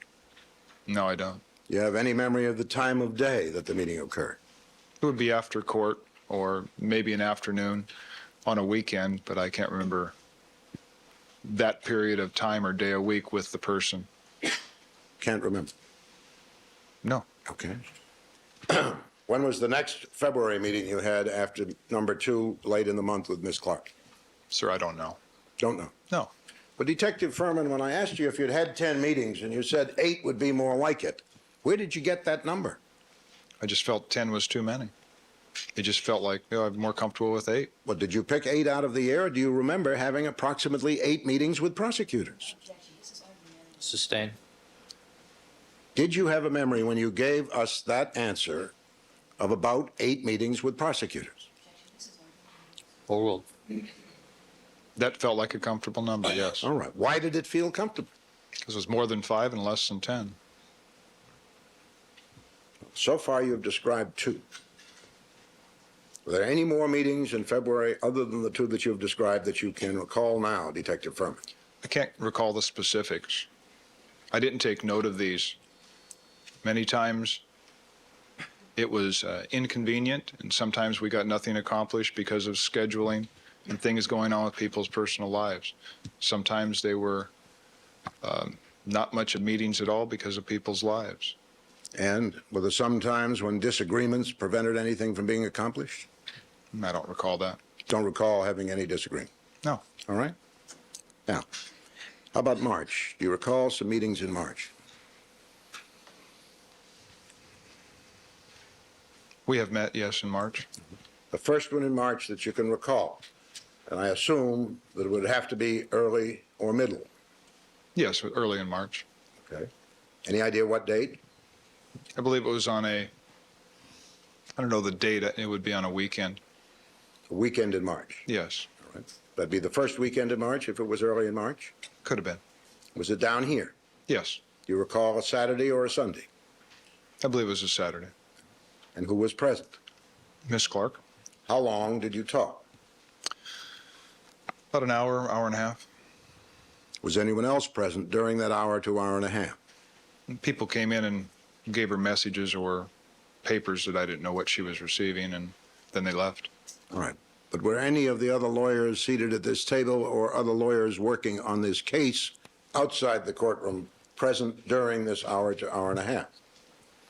Periodically, an attorney would come in and give her something. Sometimes they would stay for a moment, then they would leave. Well, let me narrow it a little bit, Detective Furman. During this hour to hour and a half, did any lawyer connected to this case come in and participate in what you and Ms. Clark were doing? No. All right, so that you talked together for 60 to 90 minutes about Yes. the case. Yes, sir.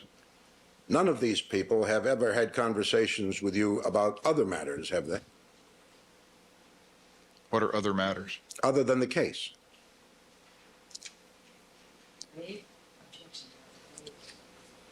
Overruled. You can answer the question. I don't understand the question. All right, let me rephrase it. You have told us that you spent a number of hours talking with these people, among others, about the case. Yes. You don't socialize with any of these lawyers, do you? No. Haven't seen them outside the work environment, have you? No. And you don't have any other cases going with them at the moment, do you? No, sir. Okay. So is it fair to say that all of the discussions you have had with these people in 1995 have been about the case? No. It's not. No. What other things were talked about? Chris Dard and I talked about basketball. Okay.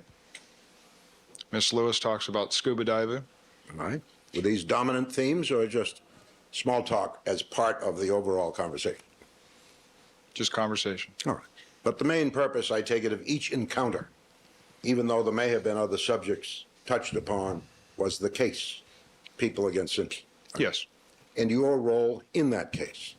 Yes. Now, the total number of meetings in March that you can recall, excluding the grand jury session. 2 or 3.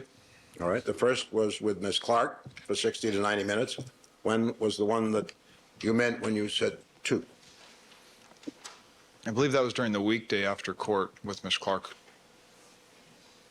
And when was that? I believe the following week. So if you met on a Saturday, then some day during the following week after court had adjourned.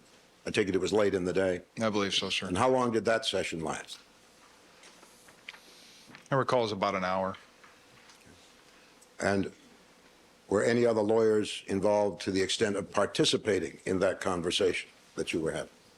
I think periodically Miss Lewis came in and out. Did she stay long enough to position herself in the conversation or just drop something and take off? Well, a lot of times when another person comes into the room, Miss Clark will stop, take care of business, or wait till they leave, and then we continue. All right. My question to you was Ms. Lewis assisting Ms. Clark in some way in the preparation for this case, or simply coming in and out on other matters other No. than the Furman testimony? No, Okay. Miss Clark dealt with me directly. And you said 2 or 3. If there was a third, what's your recollection as to that? Close to the beginning of my testimony, or close to that week. Your testimony began, I believe, last Thursday. Yes, sir. So how long prior to that was your meeting with Ms. Clark, if it occurred? I'm now looking for a third one. Yes, that was very brief. Yes. How long prior to the onset of your testimony did it occur? 2, 3 days? Not the day before? I don't believe so, no. You weren't in the building the day before? I was in the building the day before, yes. What were you doing? Waiting to testify. Not talking with anyone? No. Was your lawyer with you at the time? No, he was watching the TV and I was not. Now, have you spent any time with him, without going into anything that was said, preparing for your testimony in this case? Preparing for direct testimony in this case? No. Preparing for the cross-examination you assumed would follow hard on the heels of direct.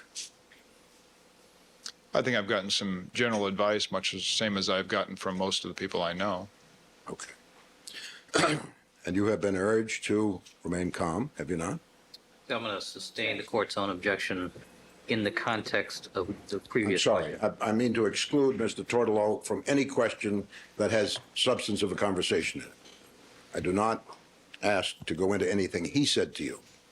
But you mentioned that you had advice from a lot of people, and what I meant to ask you was, did a lot of people say it was very important to remain calm? Overruled. No. No.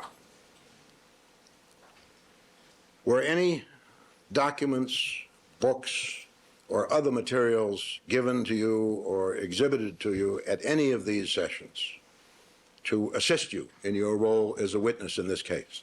No. You have read no books on how to be a good witness? No. None on cross-examination? None. Have you watched any films or tapes that relate to that subject? None. And have you discussed your position with fellow officers and sought their advice as to how to be an effective witness? No. Now, Detective Furman, is it not fair to say that in your 19-year career, this is by far the most important case in which you've been involved?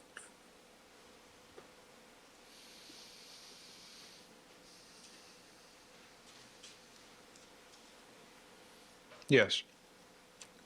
Is it not also true that you realize now, as you did back on June 13th, that the right-hand leather glove, which you claim to have found in Rockingham, could be a very significant piece of evidence in this case? Yes, sir. And are you aware of the fact that your testimony, as it pertains to that evidence, may be very, very important to this court?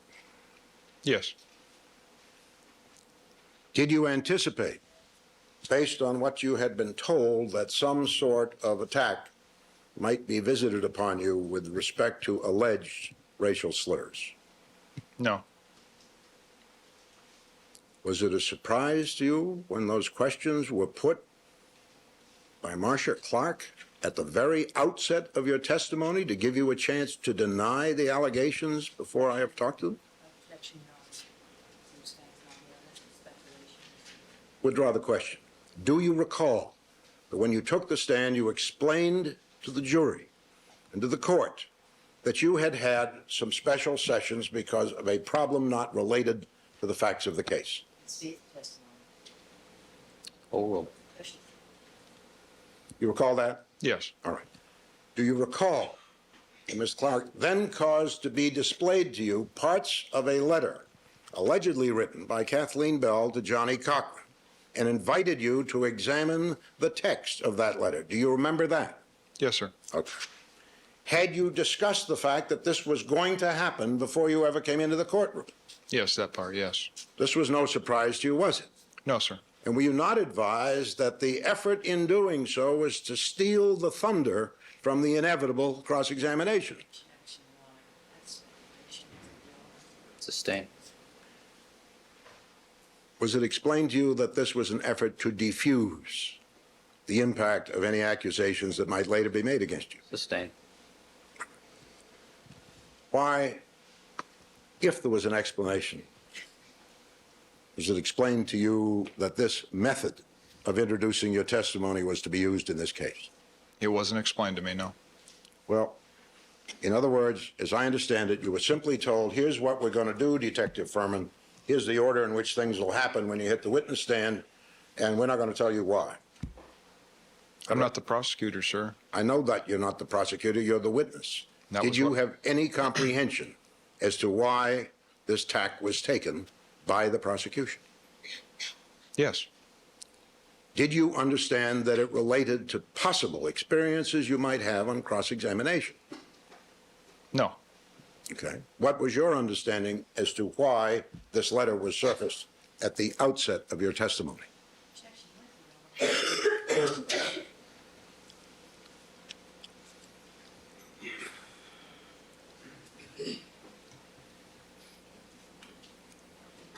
I think his frame of mind is relevant. Overruled. His understanding is under. His No, understanding. I've inquired, counsel. It is relevant, his frame of mind. Overruled. Give us your understanding of why this was done in this case. Because that's why Ms. Clark, the way she wanted to litigate this case. And beyond that, you had no comprehension as to why it was done. Is that right? No. Did you not testify at the very outset of your testimony that you have been subjected since the preliminary hearing to a barrage of personal attacks which made you nervous as you first sat down in the stand? Sustained. Did you tell us something about your experience since July 6th, or a little later, perhaps around the 14th, that was unusual? No. Did you tell us anything about problems you had had that were specific to this case and no other and did not relate to the evidence in the case? Yes. What did you mean to convey when you told that to this jury? What were you thinking of when you talked about these problems? Being accused of committing a felony and a capital crime. Okay. Was that the only accusation that was troubling you as you took the witness stand? That's the only one I care about, yes. The other ones, the accusations that you use racial epithets you don't care about at all, is that correct? I didn't say them. I don't care about them. You don't care about them? I didn't say them, sir. Oh. Witness answered. Yeah. Did you read, without specifying the publication, in one of the media covering this case, a printed article, that disclosed or purported to disclose that you were undergoing some heavy training in the DA's office? Did you? Sustained. Rephrase the question. I'm sorry, Henry? Rephrase the question. Okay. Did you learn from any source that it was claimed that you were undergoing some training sessions in the district attorney's office with several lawyers? I was told that. Okay. Do you remember when you were first told that? I believe when that Newsweek article came out. So, Newsweek, you read it? No. No. Who described it to you? Miss Clark? Did she Miss read it Lewis? Yes. They Read read it to you the me? text? No. Okay.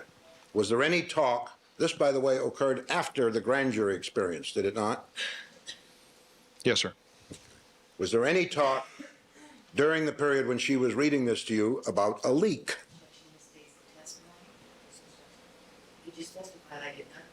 Wait. I'm sorry.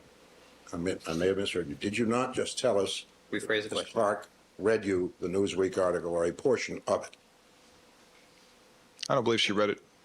No. What did she say to you that Newsweek was talking about? She pulled out excerpts of the article. Well, where were the two of you? Sitting in her office. Okay. Now, does this help you with one of the meetings, the recollection of the Newsweek article in March? Help me with the recollection. We were trying earlier, Detective Furman, to pin down as best we could the times that you had met with prosecutors in the month of March to get ready for your testimony. Yes. At which of the possible 3 meetings that you have some recollection of did the Newsweek article surface? I don't remember which one it was, sir. Well, you remember the date on which you did the grand jury thing? No. You remember the day of the week? Sunday? Sunday? I believe so. All right.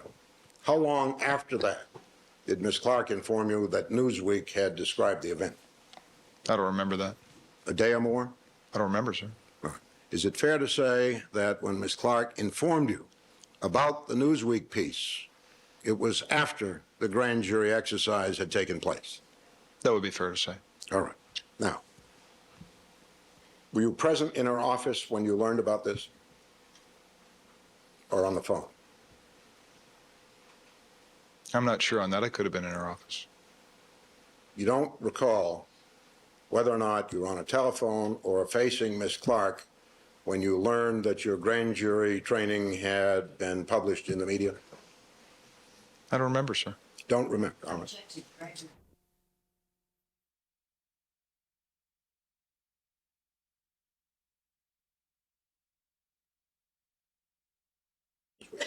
Yes.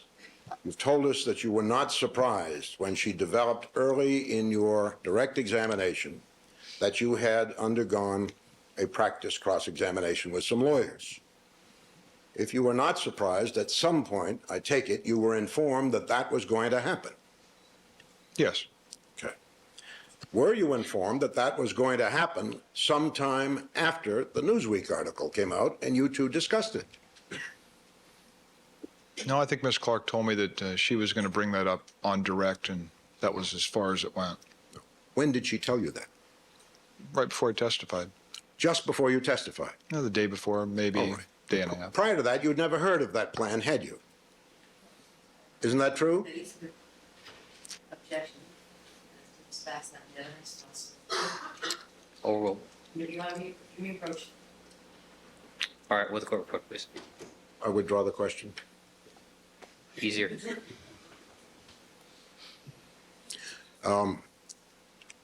You just said that Ms. Clark explained to you a day or two before your testimony that she would elicit from you the fact that you had practiced cross-examination, correct? I don't know if it was exactly those words, but yes. To that effect. Yes, sir.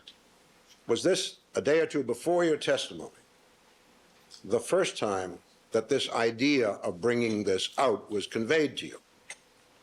Yes. All right. But at no time after the experience took place and prior to the publication of the Newsweek article were you told that any such disclosure would be made. Isn't that so, Detective Furman? Objection, Your Honor. It's exactly the point. I'd like to approach.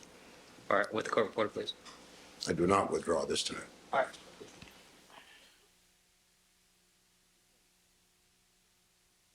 Detective Furman, between the time that you did grand jury case preparation on the weekend and the time that Ms. Clark brought to your attention the contents of the Newsweek article describing that event, did any prosecutor tell you between those two events we're going to bring the preparation session out early in your testimony?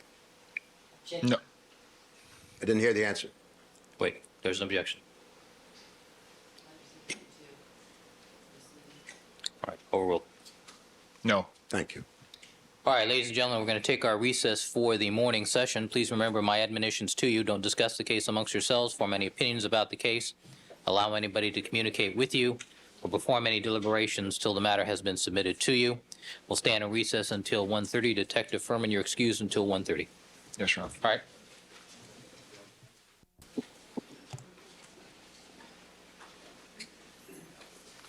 Back on the record in the Simpson matter, all parties are again present. Counsel, did we get a better photocopy of the Tortolo letter? Because I was going to do that, Your Honor. I don't know whether it's been done. I must confess that one of the critical lines regarding the amount is obscured on my copy and could be interpreted as 200,000. I think it's pretty plainly 6 figures after the dollar sign.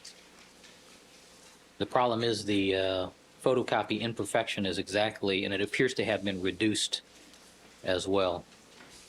Well, Mr. Totolo's upstairs. I'm sure the government could find out if the original says 100. The newspaper article says it in several places and said that he acknowledged it, so. Can't imagine them trying to raise 10. Ms. Clark? Do we know if that's available? That was our inquiry when we broke for lunch. I can do that. All right, I'm doing it now. all right. Are we ready to proceed in the absence of that? I'd like to see read and a clear copy of this letter before we proceed with it. The court has not issued a ruling of any. No, one of the critical lines here is obscured to me. And I assume your copy is the same. Yes. All right. All right, then let's get as far as we can with the jury this afternoon. All right, Deputy Magnar, let's have the jurors, please.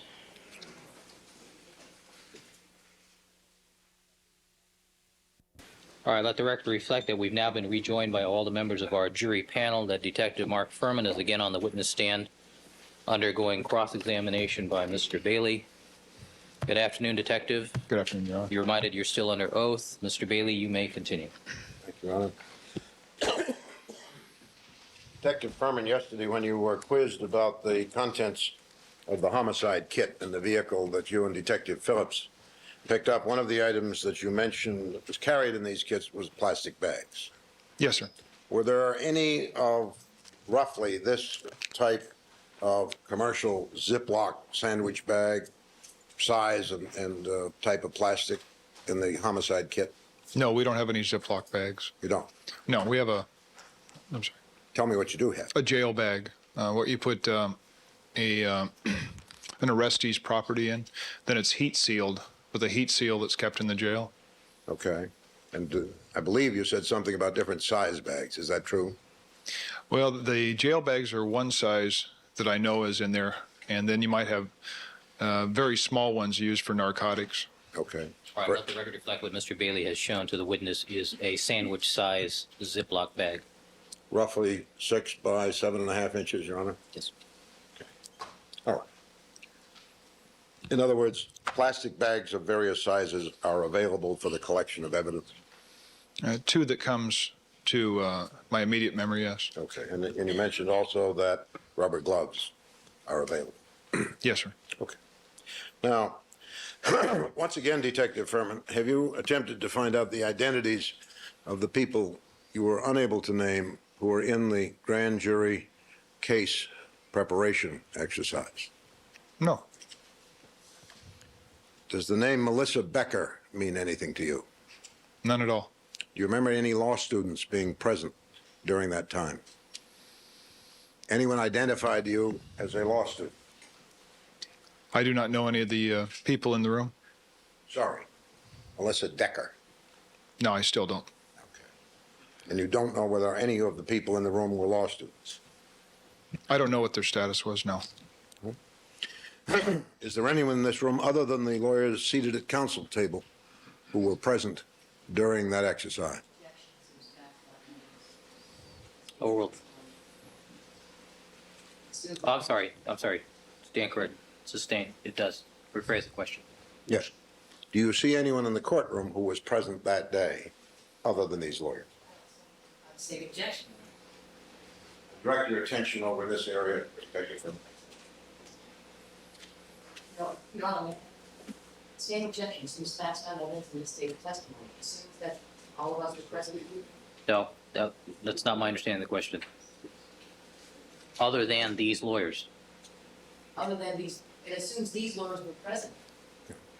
Other than these lawyers here in the courtroom is the way I want you to rephrase the question so it's crystal clear. Told us Mr. Darden and Ms. Lewis were present. Yes, sir. Mr. Clark was not. Miss Clark was not. I take it.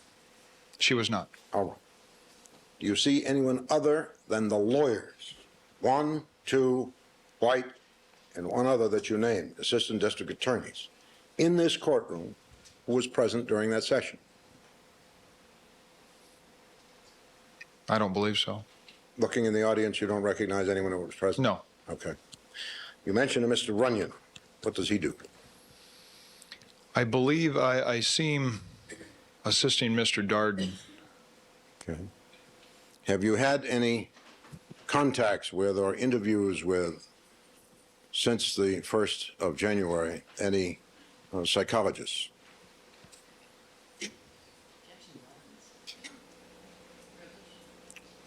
In connection with the testimony? No. None at all? No. Have you received any counseling from anyone other than lawyers with respect to your testimony? No. Okay.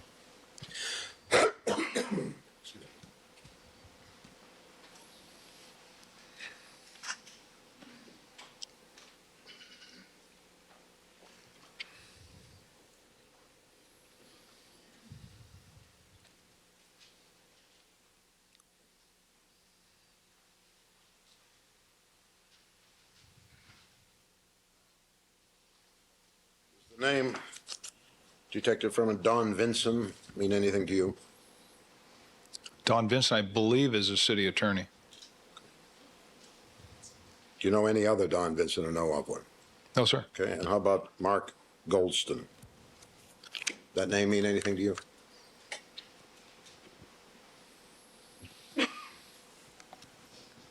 The name Goldstein does not know.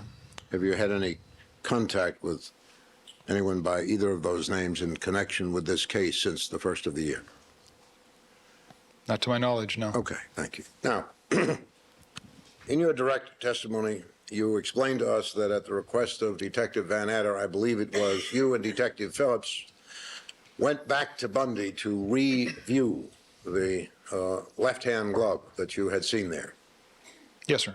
And the purpose of that was for you together to make a judgment of some sorts as to the probability that the two gloves were related, the right hand at Rockingham, the left hand at Bundy. Yes, and to see if they were similar. Okay. And in connection with that effort, I believe you said that you took a pencil and picked up, or pen, and picked up the glove to see what the lining looked like. Yes, lifted it up, yes. Can you explain to me in a little more detail, and you can show us if you wish with this glove, how you picked it up? In other words, where the pencil was put? I didn't pick it up, sir. Well, did you lift it at all, or just lift one Just side? lifted it, yes. Okay. And how far did you lift it? A couple inches. And did you shine your little light on it? Was it light enough so you didn't need to by the time you got back to Bundy? I was looking predominantly at if it was a right or a left, and the lining, Okay. color of the leather. And you found that they were similar. Yes, And then you went back and made your report. yes, Now, you remained at Rockingham for some time after that, did you not? yes, sir. You know a witness in this case named Ron Shipp? Yes, Did he talk to you on the phone that morning? he did. Okay. And prior to talking to Ron Shipp, did you make an effort to find out whether anyone in the neighborhood had heard anything unusual that night? No, Did you go question anyone in the neighborhood? no, Did you go to any home in the neighborhood? yes. Whose home? The house to the north that I now know is the Salinger residence. All right. And did you encounter someone there that you were able to talk to? Briefly, yes. And was that Rosa Lopez? I have no idea. You didn't get her name? No, You didn't write it down? no, Did you ask her if she'd heard anything unusual? Just yes or no? no. What did you ask her, if you remember? If I could look down the north border of the residence, something happened next door, and I just wanted to look and see if there was anything on their side of the property. They said no problem. All right. Now, did you make any inquiry as to where her bedroom was, if she had one, with respect to the Simpson house? Absolutely none, sir. Did you make any inquiry as to whether or not she had seen anything that night over at the Simpson house? No, I didn't. Did you inquire as to whether or not she had heard anything that night at the Simpson house? No, By this time in your investigation, having in mind the blood that you discovered on the Bronco and the glove that you discovered in the alleyway, had Mr. Simpson become a suspect in your mind as a detective?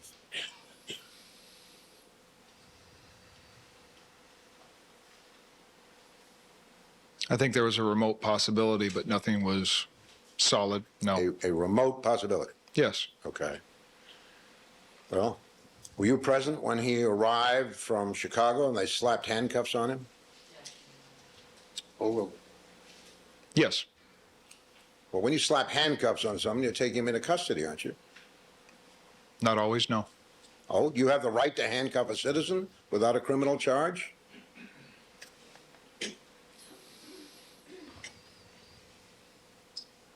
There are instances you could, yes. Have you done that in the past? Handcuff people against whom there was no charge? Oh, well.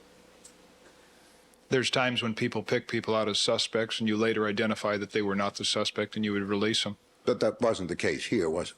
I don't know what the case as far as he was handcuffed. I did not order that. Without going into the details, had you had conversation with the other detectives as to whether or not Orenthal James Simpson was a suspect in the double homicide on Bundy? No, That had not ever been discussed prior to your going to the house next door. Is that correct? that's correct.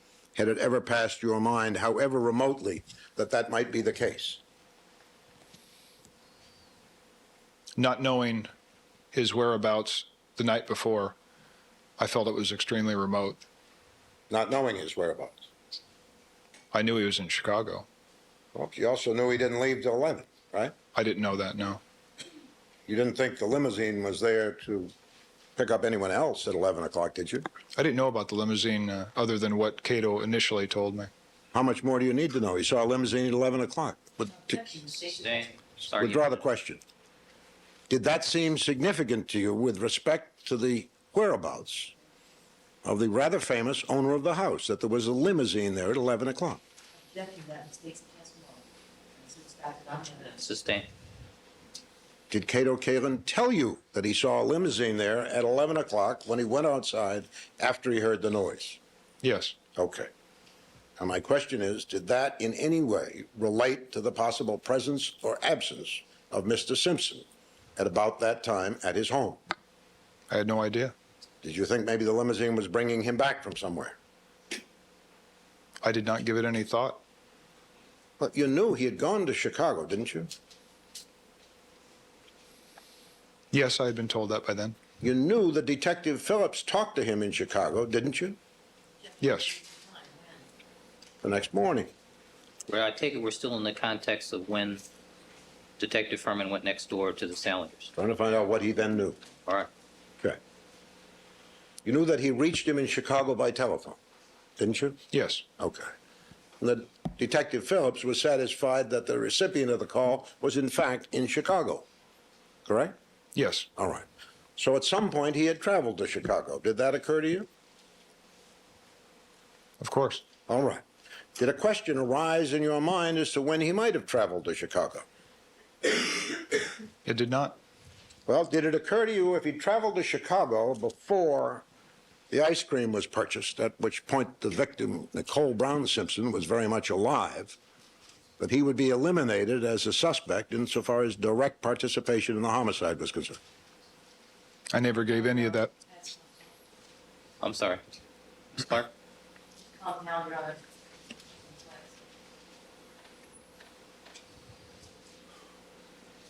Calls for a conclusion as well. Sustained. Were you, Detective Furman, during the course of your stay from 2:10 a.m. until you talked to Ship at, say, around 10, is that correct? 10 o'clock? I don't recall what time he called. Mid-morning? I believe so. All right. Were you engaged in your profession as a detective of the Los Angeles Police Department?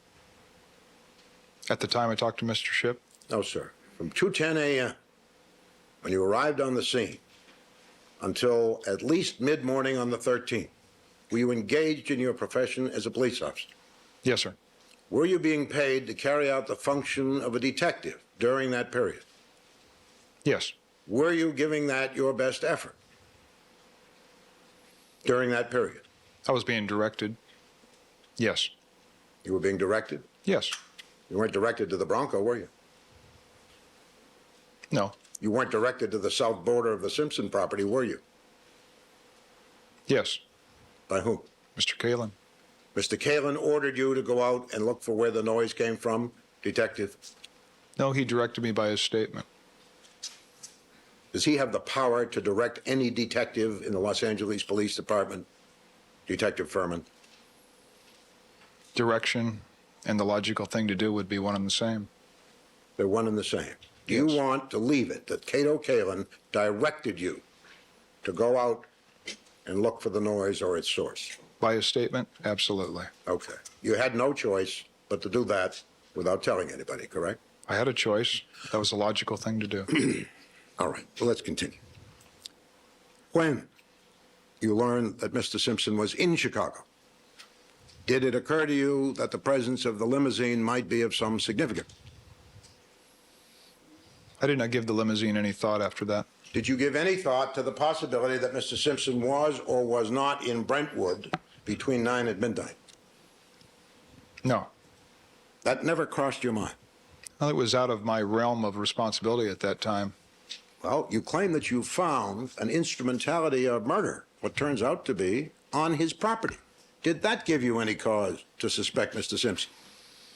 Knowing he was in Chicago, I think it would be quite the opposite. All right. Now, you attach some significance, as I understand it, to the Bronco, initially against the possibility that people inside would be injured, correct? Yes. You had ascertained by questioning Cato Kalin that only O.J. Simpson drove the Bronco, correct? Yes. And you had noticed a shovel and some plastic, which you did not then understand, in the back of the Bronco, correct? Yes, sir. All right. And you have before cited this set of circumstances as being relevant to the pressing need to go over the fence onto the property, correct? Yes, sir. All right. Were they also relevant to the possibility that Mr. Simpson should be looked at as a suspect on the 13th of June? Not at the time as you are describing these, no. Okay. When you learned that he was the only driver of the Bronco, according to Mr. Kalin, were you interested to know whether the Bronco might have left the premises that night during the period during which the murder may have occurred? That would have been helpful, yes. It would have been helpful. Oh, no. When you spoke to Ms. Lopez to get permission to go back along the borderline and wherever it was you wanted to go on the Salinger's property, did you ask her any questions whatsoever about the Bronco? No. Okay. Or any questions whatsoever about the doings at the Simpson place the night before? No. Okay. Did you then go and make an inquiry or investigation of the terrain to the south side of the Salinger property, along Yes. the fence? Yes, sir. By the way, did you ever identify yourself to Rosa Lopez Yes, sir. as Detective Furman? Yes. Okay. Did you take any notes when you talked to her, No. or make any later on of the conversation? No. And did you ever say to her that you would have some other officers get in touch with her? No. All right. So as far as you were concerned, there was no point in you or anyone else questioning Rosa Lopez? There was nothing she indicated that should be interviewed for, no. Well, you never asked her a question. How could she indicate anything? As far as I'm concerned. Do you determine without asking questions whether witnesses have information? No, sir, you misstated. I wouldn't have interviewed her. You would not have interviewed her. No. As a detective, you don't interview witnesses? It was no longer my case. Detective Lang and Van Etter will dictate what interviews and when. Did you ever consult with them and say, I'd like this time to ask your direction. Should I talk with this lady next door? No, Detective Lang was on the Bundy crime scene, and Detective Van Etter was writing a search warrant. You couldn't interrupt him writing the search warrant to see if it was okay to talk with the next door neighbor's maid? I didn't think it important. Didn't think it important. Did you cause her to ask her gardener some questions? Excuse me? Did you cause Rosa Lopez to ask her gardener some questions? Not at all. Were you looking for possible sharp objects when you were on the Salinger property?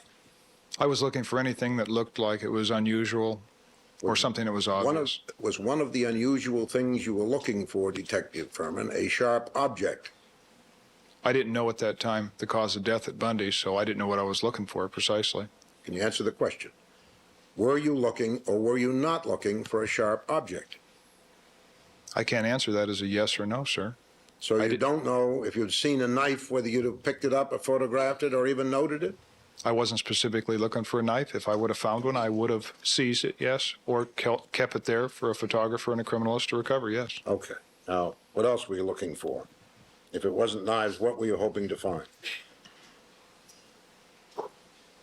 I don't know, sir. Anything that looked like it was out of place or possible evidence. I could go back to the Salinger residence and ask if it was theirs. Bloody clothing? Anything of that nature, yes. Had you seen enough of the crime scene to assume that whoever had perpetrated the murders probably had blood on them, as the gloves did? Yes. All right. Were you interested in finding whether or not there was any bloody clothing nearby the Simpson residence? I don't think I was specifically looking for just that, but as I said, Detective Furman, when I ask you if you're looking for something, that does not mean to the exclusion of all other items. I simply want to know if that was on the list of things that might have interested you if you had seen it. there was no list. There was no list? No. Okay. Do you know how you were going to decide whether something was significant if it walked up and hit you in the face?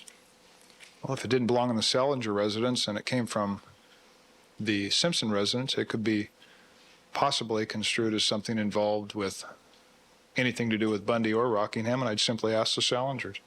Well, my question to you was simply, included among those kinds of items, would bloody clothes have been an item? Yes. All right. Did you find any? No. Did you find any sharp instruments? No, sir. Was the gardener working that Monday morning? I saw a gardener sometime that morning, but I'm not sure if it was in front of Salinger's residence or on the street. You never saw the Salingers there, did you? I don't know. I don't believe so. The only person you spoke to at the front door was rather short, Hispanic, upper middle age, correct?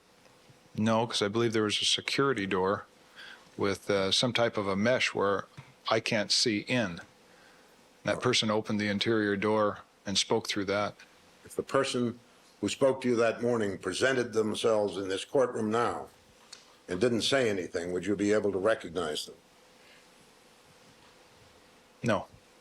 Was the accent accompanying the voice, which had no image at that point, Spanish or Hispanic? I don't recall that there was a heavy accent, no. Do you recall any accent that would tend to identify the speaker as someone born in another country? It's a possibility, but I don't recall it. Okay.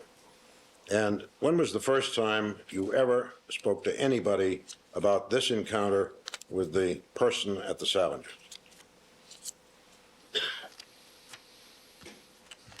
I believe when Rosa Lopez came forward as a witness.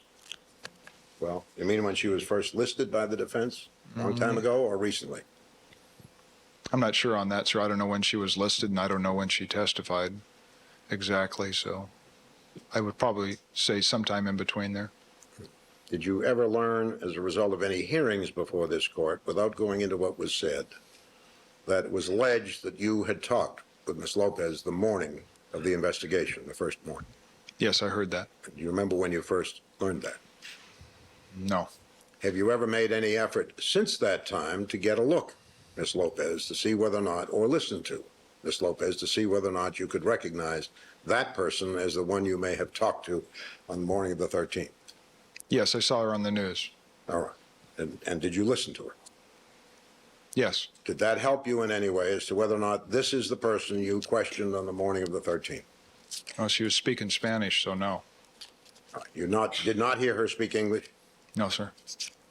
Did not hear her here on the witness stand testifying? No, I saw a clip on the news. I believe it was of her testimony. Okay. All right. And to this day, by the way, do you know what, if any, portion of the neighborhood around the Simpson home was searched for these items of evidence that you and I have been discussing, such as weapons and clothing? No, sir.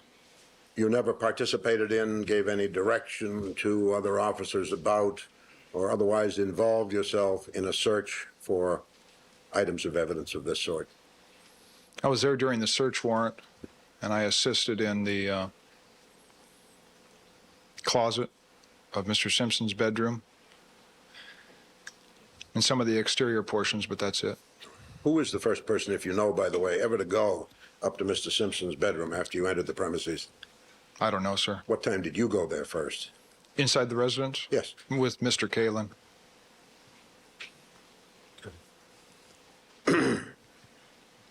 How great an area, if you know, around Bundy was searched for bloody clothing, other accoutrements might have been worn or used by the murderer, including a weapon? I have no knowledge of that, sir. Didn't Officer Risky tell you where he had caused people to look for items of that sort? I don't recall that, no. All right. Did you continue working on this case after June 13th? I believe I was asked to do a few things. Yes. Did you know that Detective Van Adder said on June 6th in his sworn testimony that you were still very much a part of the case as a detective? Well, I think that would include the times that they ask us to do certain things, yes. All right. And when did you last do any work on this case, Detective Furman? Other than prepare yourself as a witness? would have been last year, sir. I understand. Maybe a month after the crime. You think you may have continued through July to work on the case? Yes, there might have been some things I did, yes. And some part of August you may have worked on the case? I'm not sure, sir. All right, well, assuming that jury selection or proceedings pointed toward jury selection began September 19th of 1994, did you do any work on the case after that? I can't remember, sir. You don't know whether you've done anything on the case since this proceeding began? I don't believe I have, no.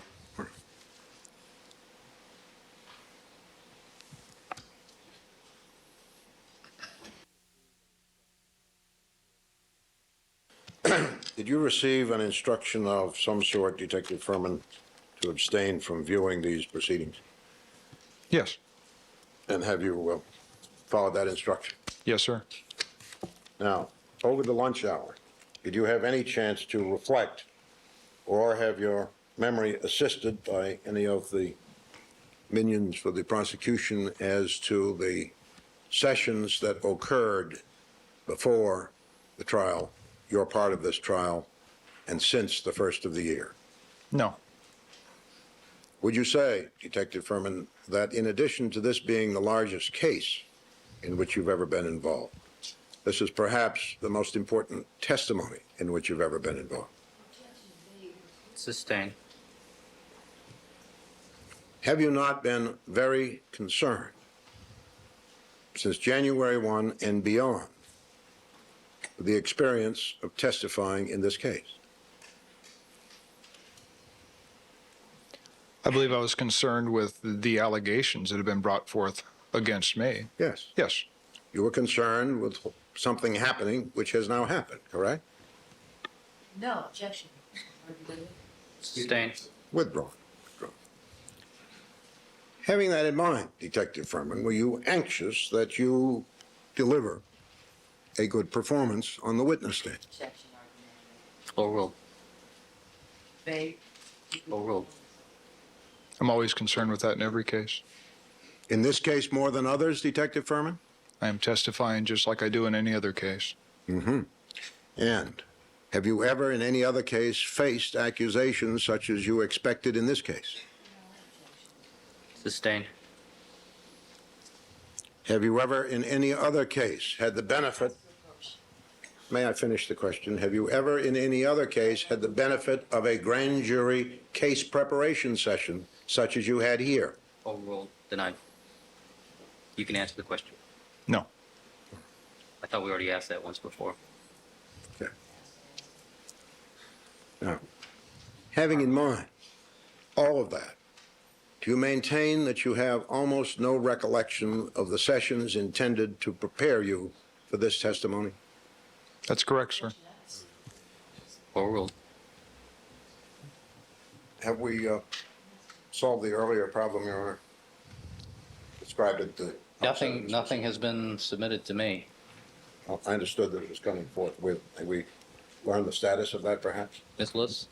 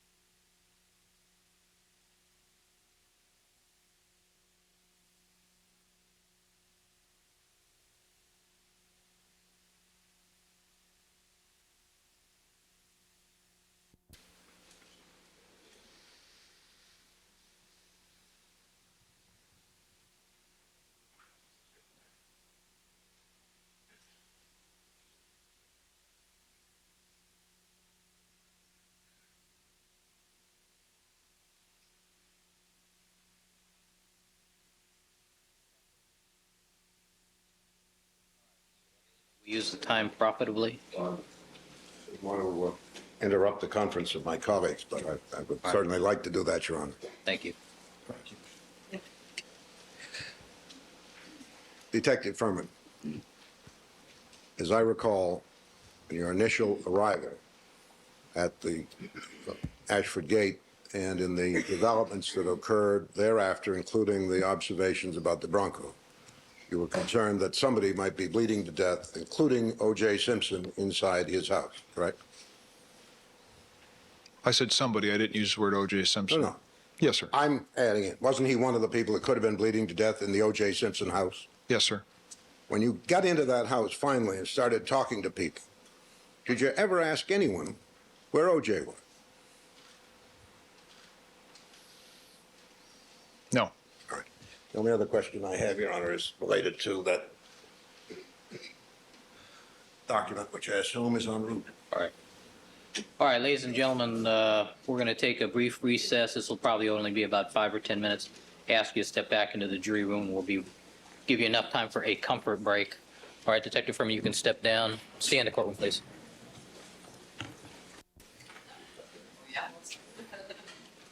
All right, back on record in the Simpson matter. All parties are again present. The jury is not present. I have now received what appears to be a photocopy of a fax. Yes, please. Thank you.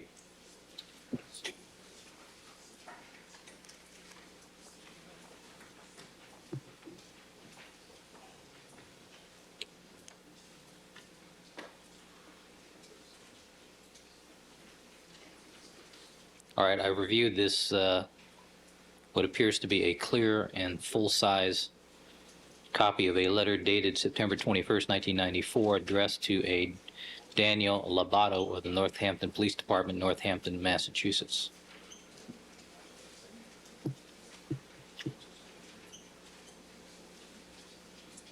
All right, either counsel wish to address this issue, or do you want to proceed with the jury?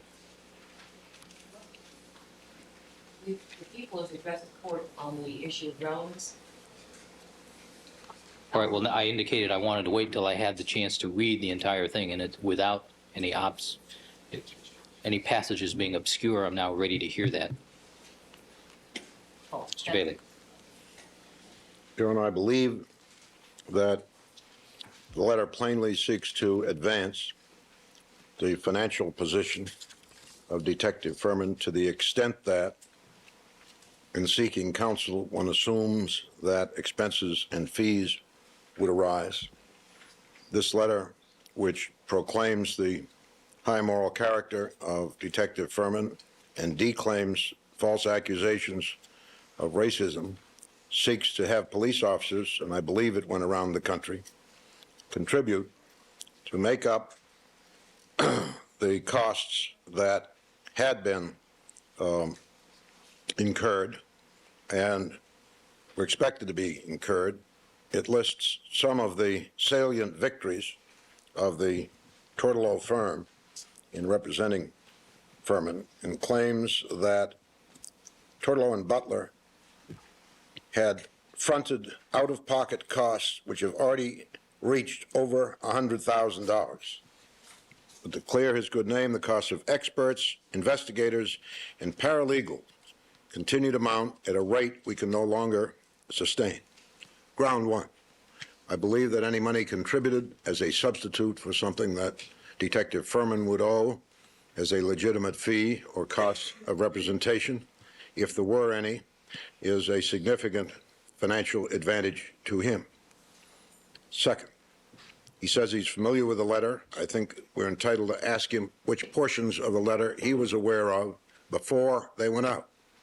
And third, I think we're entitled to inquire whether anything approaching $100,000 in costs had been incurred by September 21, 1994, or whether the United States mails were used for a fraudulent attempt to obtain money by making misrepresentations as to costs, which recipients would hardly be in a position to second guess. You want to explain to the court how it is that this letter relates to any bias, interest, or motive as it pertains to Detective Furman's testimony here today? Yes, I do, because presumably, if his testimony is accepted or admired by the recipients of this letter, the solicitation is still hanging out there. If he can convince them that he's a good guy and he's telling the truth, and O.J. Simpson's a bad guy, some of this money may come in. But I don't believe in an undertaking of this sort that the result is necessarily essential. It is the purpose of the exercise. All right. Ms. Clark?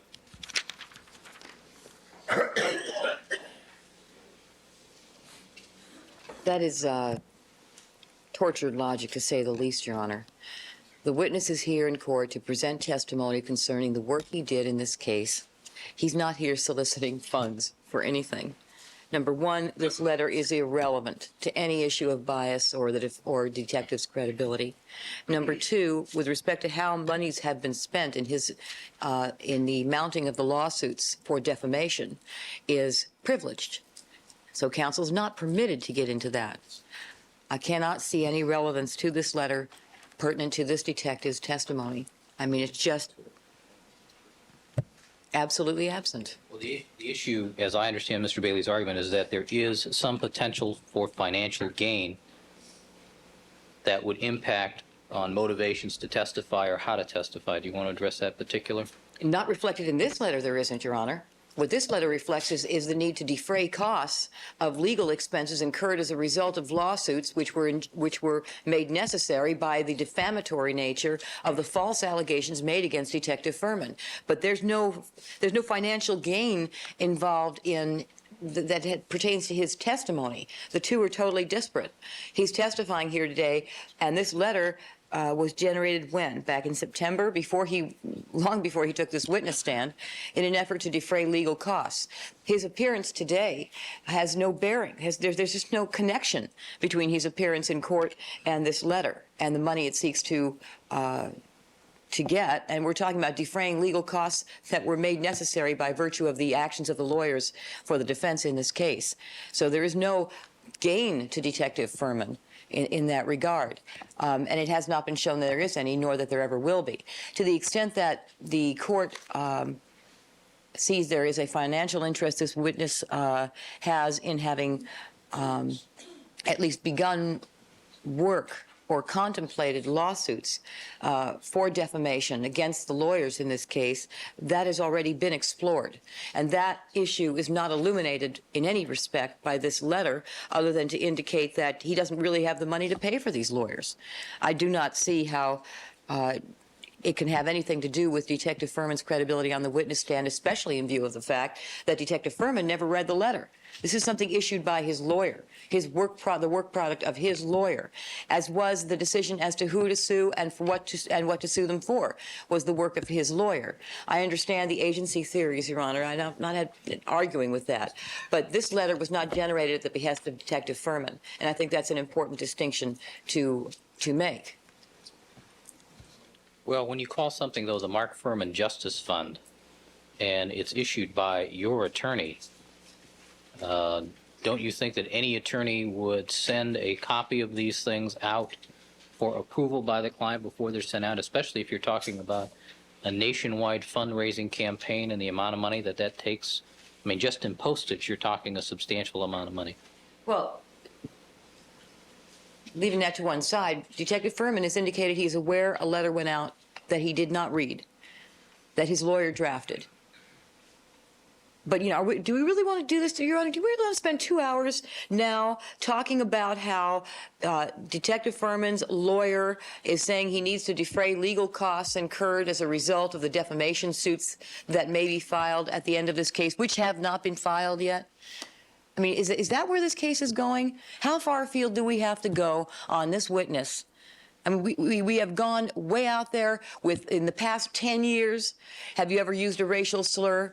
And a woman who makes allegations about him 10 years ago, and what other cases he's ever testified in. And I mean, we have really hit the outer limits here. And this is far beyond the outer limits. This is the twilight zone. This letter really has no bearing on this detective's credibility, Your Honor. It's a letter he himself has not drafted. And I understand what the court is saying. He gave permission for it to go out, but the language contained in it which Mr. Bailey is going to want to attribute to him, is not his language. So we're creating an unfair inference that Detective Furman wrote a letter, put language in it, and solicited an amount of money that he did not do. This is the work of his lawyer for the purpose of defraying legal costs. And it is privileged material. Especially because Mr. Bailey has now said that he wants to explore exactly how much money was spent and whether $100,000 is a fair representation. I can assure the court that it is, and the paperwork exists, but it's nobody's business. It's privileged. Is Mr. Tortolo going to appear and claim that privilege? Or is Yes, Mr. Furman going to assert that privilege? Yes.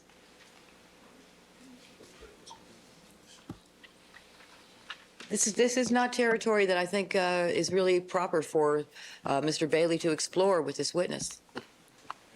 Or any witness for that matter. But I mean, this is privileged material, and that Mr. Bailey wants to get into. And the real thrust of his cross-examination on this is whether $100,000 was really drummed up in costs or not. That's a privileged issue. Would the court permit us to go into how much a witness who testifies in this court, who happens to have a lawyer, is paying that lawyer to represent them as a witness in this case? Yes. Wait a minute. Rosa Lopez, we talked about it, remember? But did we? Fee arrangements, remember? But they didn't assert it. That's true, but I allowed the inquiry, didn't I?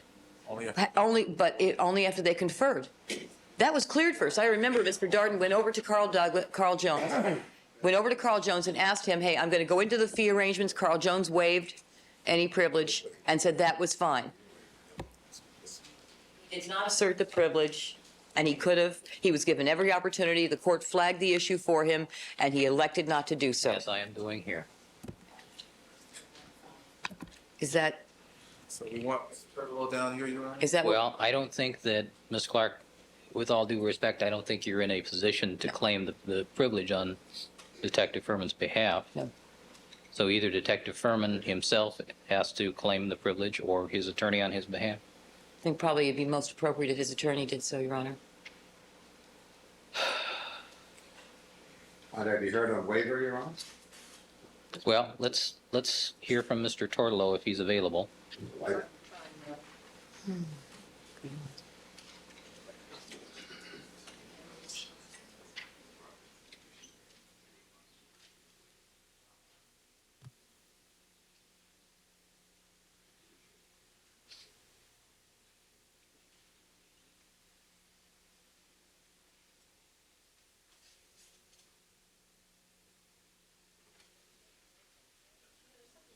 That's different here.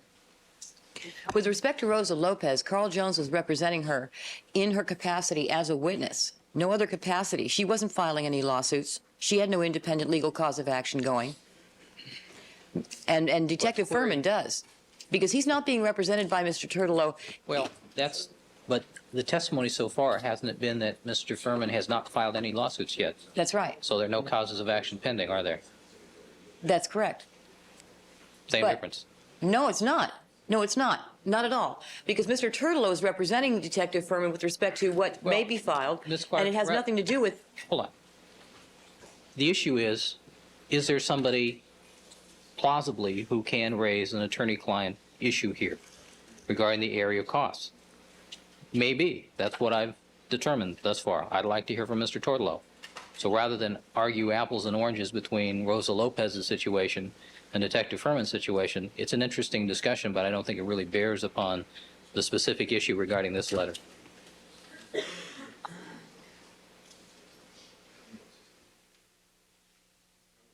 out that Mr. Tortolo claims victory based on your rulings, if that's not representing a witness.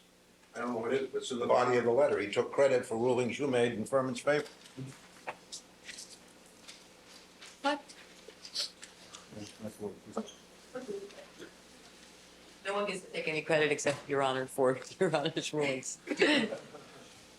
We've won 2 recent victories.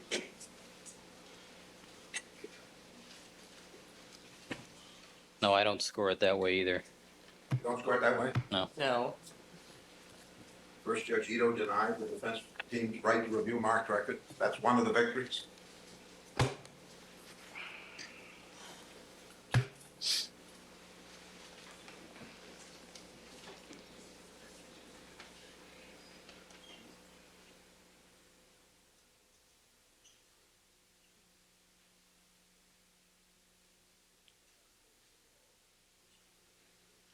Ms. Clark, did Ms. Lewis step out to find Mr. Tortolo?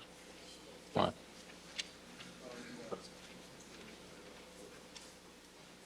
And Mr. Bailey, I understand this is about the last area of inquiry that you're going to make at this point? You would like the parameters of the inquiry?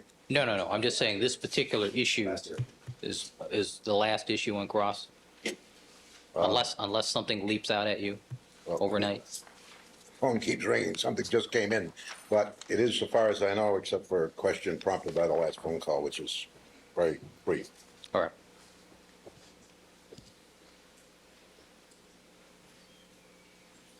Council, since going to another, impeachment witness. No, I was just trying for scheduling reasons to see maybe we could at least wrap up the cross today. Right, I appreciate that, but I'm talking about discovery reasons. Well, if we're going to wrap it up, I assume there's nothing more to discover. Why would you assume that, Your Honor? Well, I guess that was more wishful thinking. Mine too. Yeah. But if counsel is referring to another witness that they intend to proffer, the people are entitled to know about it. I'm not.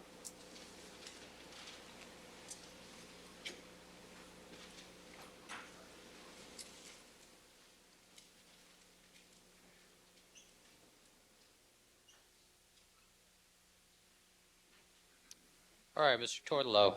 Good afternoon, Your Honor. Good afternoon, sir. We're tied. Mr. Tortolo, are you familiar with the letter dated September the 21st, 1994, Yes. addressed to a Daniel Lobato of the Northampton Police Department? Yes, I am, Your Honor. All right. The issue has been raised in the cross-examination of your client, Mr. Furman, concerning any potential monetary interest he may have in the outcome of this litigation. And this letter has been proffered to the court as some indicia of monetary interest in the outcome of this litigation. And specifically the issue of the paragraph that indicates that your law firm has been fronting, so to speak, the out-of-pocket expenses that have reached over $100,000, and Mr. Bailey has indicated he wishes to cross-examine in that area. And in our discussion, prosecution has raised an objection of relevancy and 352, an undue consumption of time as to that issue. And I don't recall specifically who it was who also opined that there perhaps is an attorney-client issue regarding the specifics of the representation, the parameters, the costs, and that sort of thing. And there's also a potential of waiver if, in fact, this letter itself was published and constitutes a waiver of that. Well, number one, I will represent to the court that we have expended, including attorney's fees, in excess of $100,000 as of the date of that letter. That's number one. Number two, I'll represent to the court that Detective Furman, to my knowledge, had never seen the letter. I have never given him the letter. I asked him if we could send out a letter to cover secretarial, expert fees, investigators, and paralegals. If the letter isn't clear, I'll make it very clear. We have made it an arrangement with Mr. Furman that we were not charging him 1 cent. We have not charged him a penny. We do not intend to charge him a penny. And that we were doing it pro bono. And that's what the letter is meant to imply. But we cannot continue, as of September, we could not continue to front and put up all of the costs that we've been putting up in paralegals.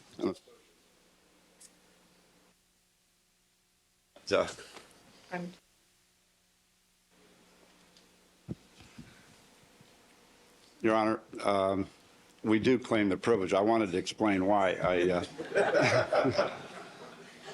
I really appreciate Ms. Lewis's help, but I did intend to claim the privilege. But I wanted to explain because I've been in front of the whole world accused of mail fraud, which is outrageous statement. And I will tell the court, as an officer of the court, we have expended over $100,000 as of the day of that letter. And the insinuations and accusations by Mr. Bailey are outrageous, and I resent those. But we do claim the privilege. All right, and do you want to explain to me how it is that you feel expenses and expenditures on behalf of a pro bono client fall within the privilege? the services rendered, whether they're pro bono or they're for a fee, in the description of services are certainly privileged. What we checked into with respect to the outrageous character assassination that the detective has been subjected to in the last 9 months and the work that we've done is definitely privileged. And our preparation in connection with potential defamation suits is privileged. All right. Thank you, sir. Mr. Bailey, do you wish to respond to that claim of privilege? I certainly do, Your Honor. It appears that the letter is in fact fraudulent. I'm now told that it is to cover fees. The plain language, which every lawyer understands as unequivocal, is out-of-pocket costs have exceeded $100,000. Now, we're pro bono, we're covering fees, and we're out of pocket. None of this letter, apparently, is true in total. But as it relates to the witness, this office, if they're acting pro bono on the one hand, nonetheless purport to represent him in a money damages claim for defamation to be brought when this case concludes and not before, based on correspondence we've received on behalf of Detective Furman. I've seen nothing to suggest that the $100,000, whatever it was, if it was, is segregated out as for representing Mr. Furman as a witness. And I contend that this letter says that they are representing him as a witness and, in fact, have won two important victories that relate to rulings you made, relating to military records and his LAPD personnel records. We also know, and we don't know of any contingent agreement, that lawsuits are being prepared because counsel says they're being prepared, and the witness, more importantly, says that they're being prepared. Now, how much of this money to be received from the solicitation is applied to the lawsuit, where normally the client pays the costs, even in a contingent fee arrangement, is not specified. But I think it a fair avenue of inquiry. And I think the test is, if the $100,000 comes in, does any of that inure to Mark Furman's benefit? And did he expect it to when the letter went out? And is it not solely because of his position as a witness in this case that the solicitation was made with the hope of it being successful? If the answers to those questions are yes, I think waiver is patent in this case. When you go out representing to people through the United States mails that you've spent $100,000 on experts, investigators, and paralegals, an ongoing expense, that's a pretty serious allegation, and it is supposed to be, under federal law, completely truthful. I still doubt whether or not out-of-pocket went that high at any time prior to September 21, but I don't know. Ms. Clark alleges that she knows and assures the court that it did. I would like the opportunity to ask Mark Furman if any accounting has been given to him as against future obligations he may have in these civil lawsuits, or as against any fees that may have been charged, because we just heard that fees were included, by the Tortolo firm, and what he understands his position to be vis-a-vis the successful production of money from the police officers who are being asked to give it, like Daniel Lobato and the people in Oklahoma. That's what I think the cross-examination should be allowed to touch. Your Honor, I have not represented Detective Furman as a witness. I've never discussed his testimony, ever. I represent you as an officer of the court. I haven't been present at any meetings, and I have had no conversations with Detective Furman regarding the facts of the case, purposely. My representation has been as a result of the incredible character assassination campaign that commenced in July with the New Yorker article. And that's it. And to say that part of our work, the assumption Mr. Bailey makes, had to do with preparing him as a witness is ludicrous. Again, I represent to you as an officer of the court, I have never discussed Detective Furman's testimony with him, nor have I discussed the facts of the case with him.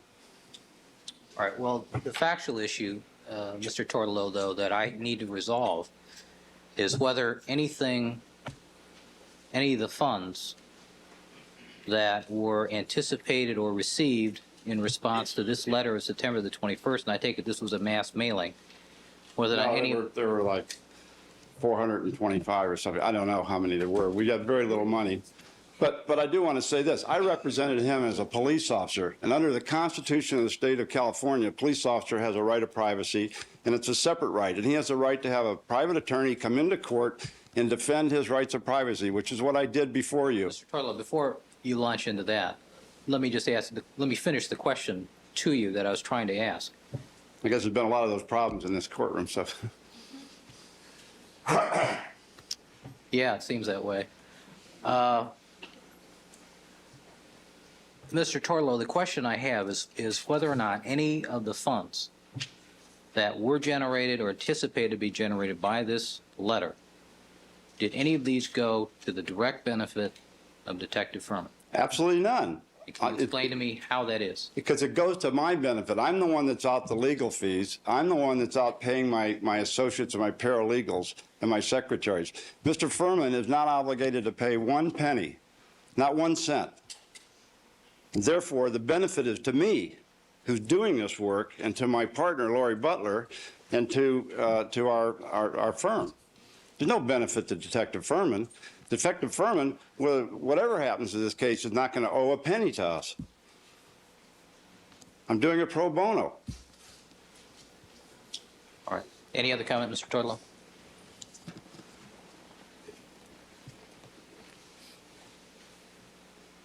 Is that it? I claim the privilege, and I'm ready to leave if you. I'm ready to meet with you. In fact, I'll catch the next plane to Hawaii if I can get someone to go with me. They'd love it. His comment was, please do, but. No, I said it was a good idea. I still think so. Right.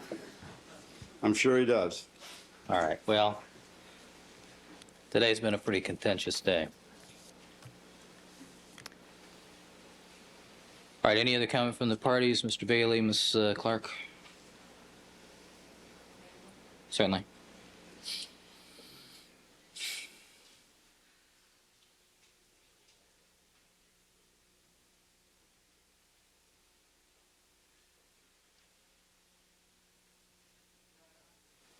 I think that eventually, I know loath as a defense is to let any detective off the witness stand, at some point, we have to.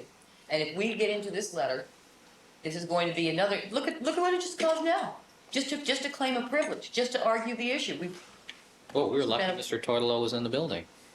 We were, and we are. But just under 352 alone, the consumption of time to go to an issue that is basically a privilege matter, because the heart of it is a privilege matter, to impeach someone's credibility, it has no impeachment value on Detective Furman. He has no benefit to gain from this letter. His lawyer hopes to be made whole by it because he has expended so much time and effort on his behalf with no recompense. And that's all you have here. So the bias and motive issue, which is what this should be going to, is non-existent. So the letter is really and truly irrelevant, in addition to being privileged. All right. Mr. Bailey, any last comment after Mr. Tortolo's comments? Well, I think I've expressed, Your Honor, the fact that even if nothing more, Mr. Furman is getting a free lawyer, if he is. And to me, that's very cloudy, by virtue of this solicitation, where he would not have gotten a free lawyer perhaps if he hadn't authorized the solicitation. That is a financial benefit sufficient to warrant cross-examination. All right. But he had a free lawyer long before. Thank you, counsel. The issue of cross-examination and the extent of cross-examination is something that, thankfully, the appellate courts have rested significant discretion in the hands of the trial court.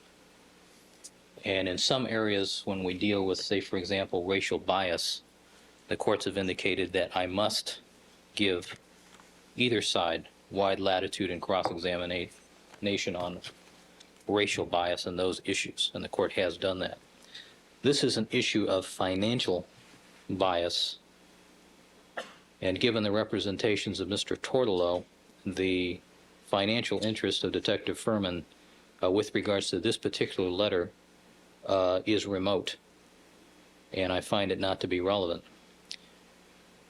Were it to be relevant, it would cause an undue consumption of time, given the various issues that are here, and the claim of privilege also goes to the heart of the letter. So the prosecution objection will be sustained. That's comment then that the questions and answers posed by Mr. Bailey yesterday, in advance of our having been given the opportunity to see this letter, be stricken from the record? No, he was allowed to cross-examine on whether or not Mr. Furman contemplated legal action against the lawyers in this case. That's fair cross-examination. Right, no, but he also asked about the letter. That's what I'm asking to be stricken. I think there's only, if you can show me where that is in the record, I think there's only a question or answer that's pretty innocuous, and we stopped at that point with the purpose of getting the letter to examine it. All right, may I readdress that report after I found the passage? If that's the case, then there is no point, but I have to tell you, my recollection of it is that it's so innocuous that I'm not really inclined to stir the pot anymore. Very well, Your Honor. What I'm concerned about is final argument, though, and addressing an issue that the court has deemed to be irrelevant under 352. Well, if there's no letter to argue, then I suspect it won't be argued. Given the panoply of issues that are here to argue in final argument, a passing reference in 2 questions and 2 answers, I suspect won't carry the case. If you disagree, look in the record, see what you think. I'm just not inclined to address what I consider to be such a minimal issue at this point. Maybe if I think about it tomorrow morning, maybe I'll think about it differently, but I got to tell you at this point, I'm not real persuaded. All right, let me look it up and see if it is. I appreciate it. Okay. May I learn, Your Honor, whether this is anywhere identified for the record? It should be. The clean copy will be identified as Court's Exhibit next in order 8. 8. Can I get excused, Your Honor? Yes. Thank you, sir.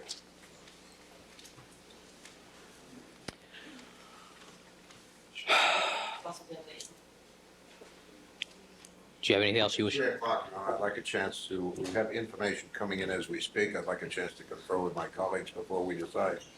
All right. The only remaining question, I have a question I can put today. If you want to save that much time, it's about 3 minutes worth. Not to drag the jury out and then send everybody home. All right, Deputy Mayor, let's have the jury. I'll excuse them. And do we have any DNA lingering issues today? If you give me. An afternoon without DNA. How wonderful. Okay. For an item led to argument, led to having to have another attorney on another issue come in and discuss it, and we've managed to take up the whole court day. This is also would ordinarily, given the situation, I would try to forge ahead a little bit more, but we have an activity planned this afternoon, so I'm going to break at this time. Please remember my admonitions to you. Don't discuss the case amongst yourselves. Don't form any opinions about the case. Don't allow anybody to communicate with you regarding the case. Don't conduct any deliberations till the matter has been finally submitted to you. We'll see you here tomorrow morning, 9 o'clock. All right? We'll stand in recess. And Ms. Robertson?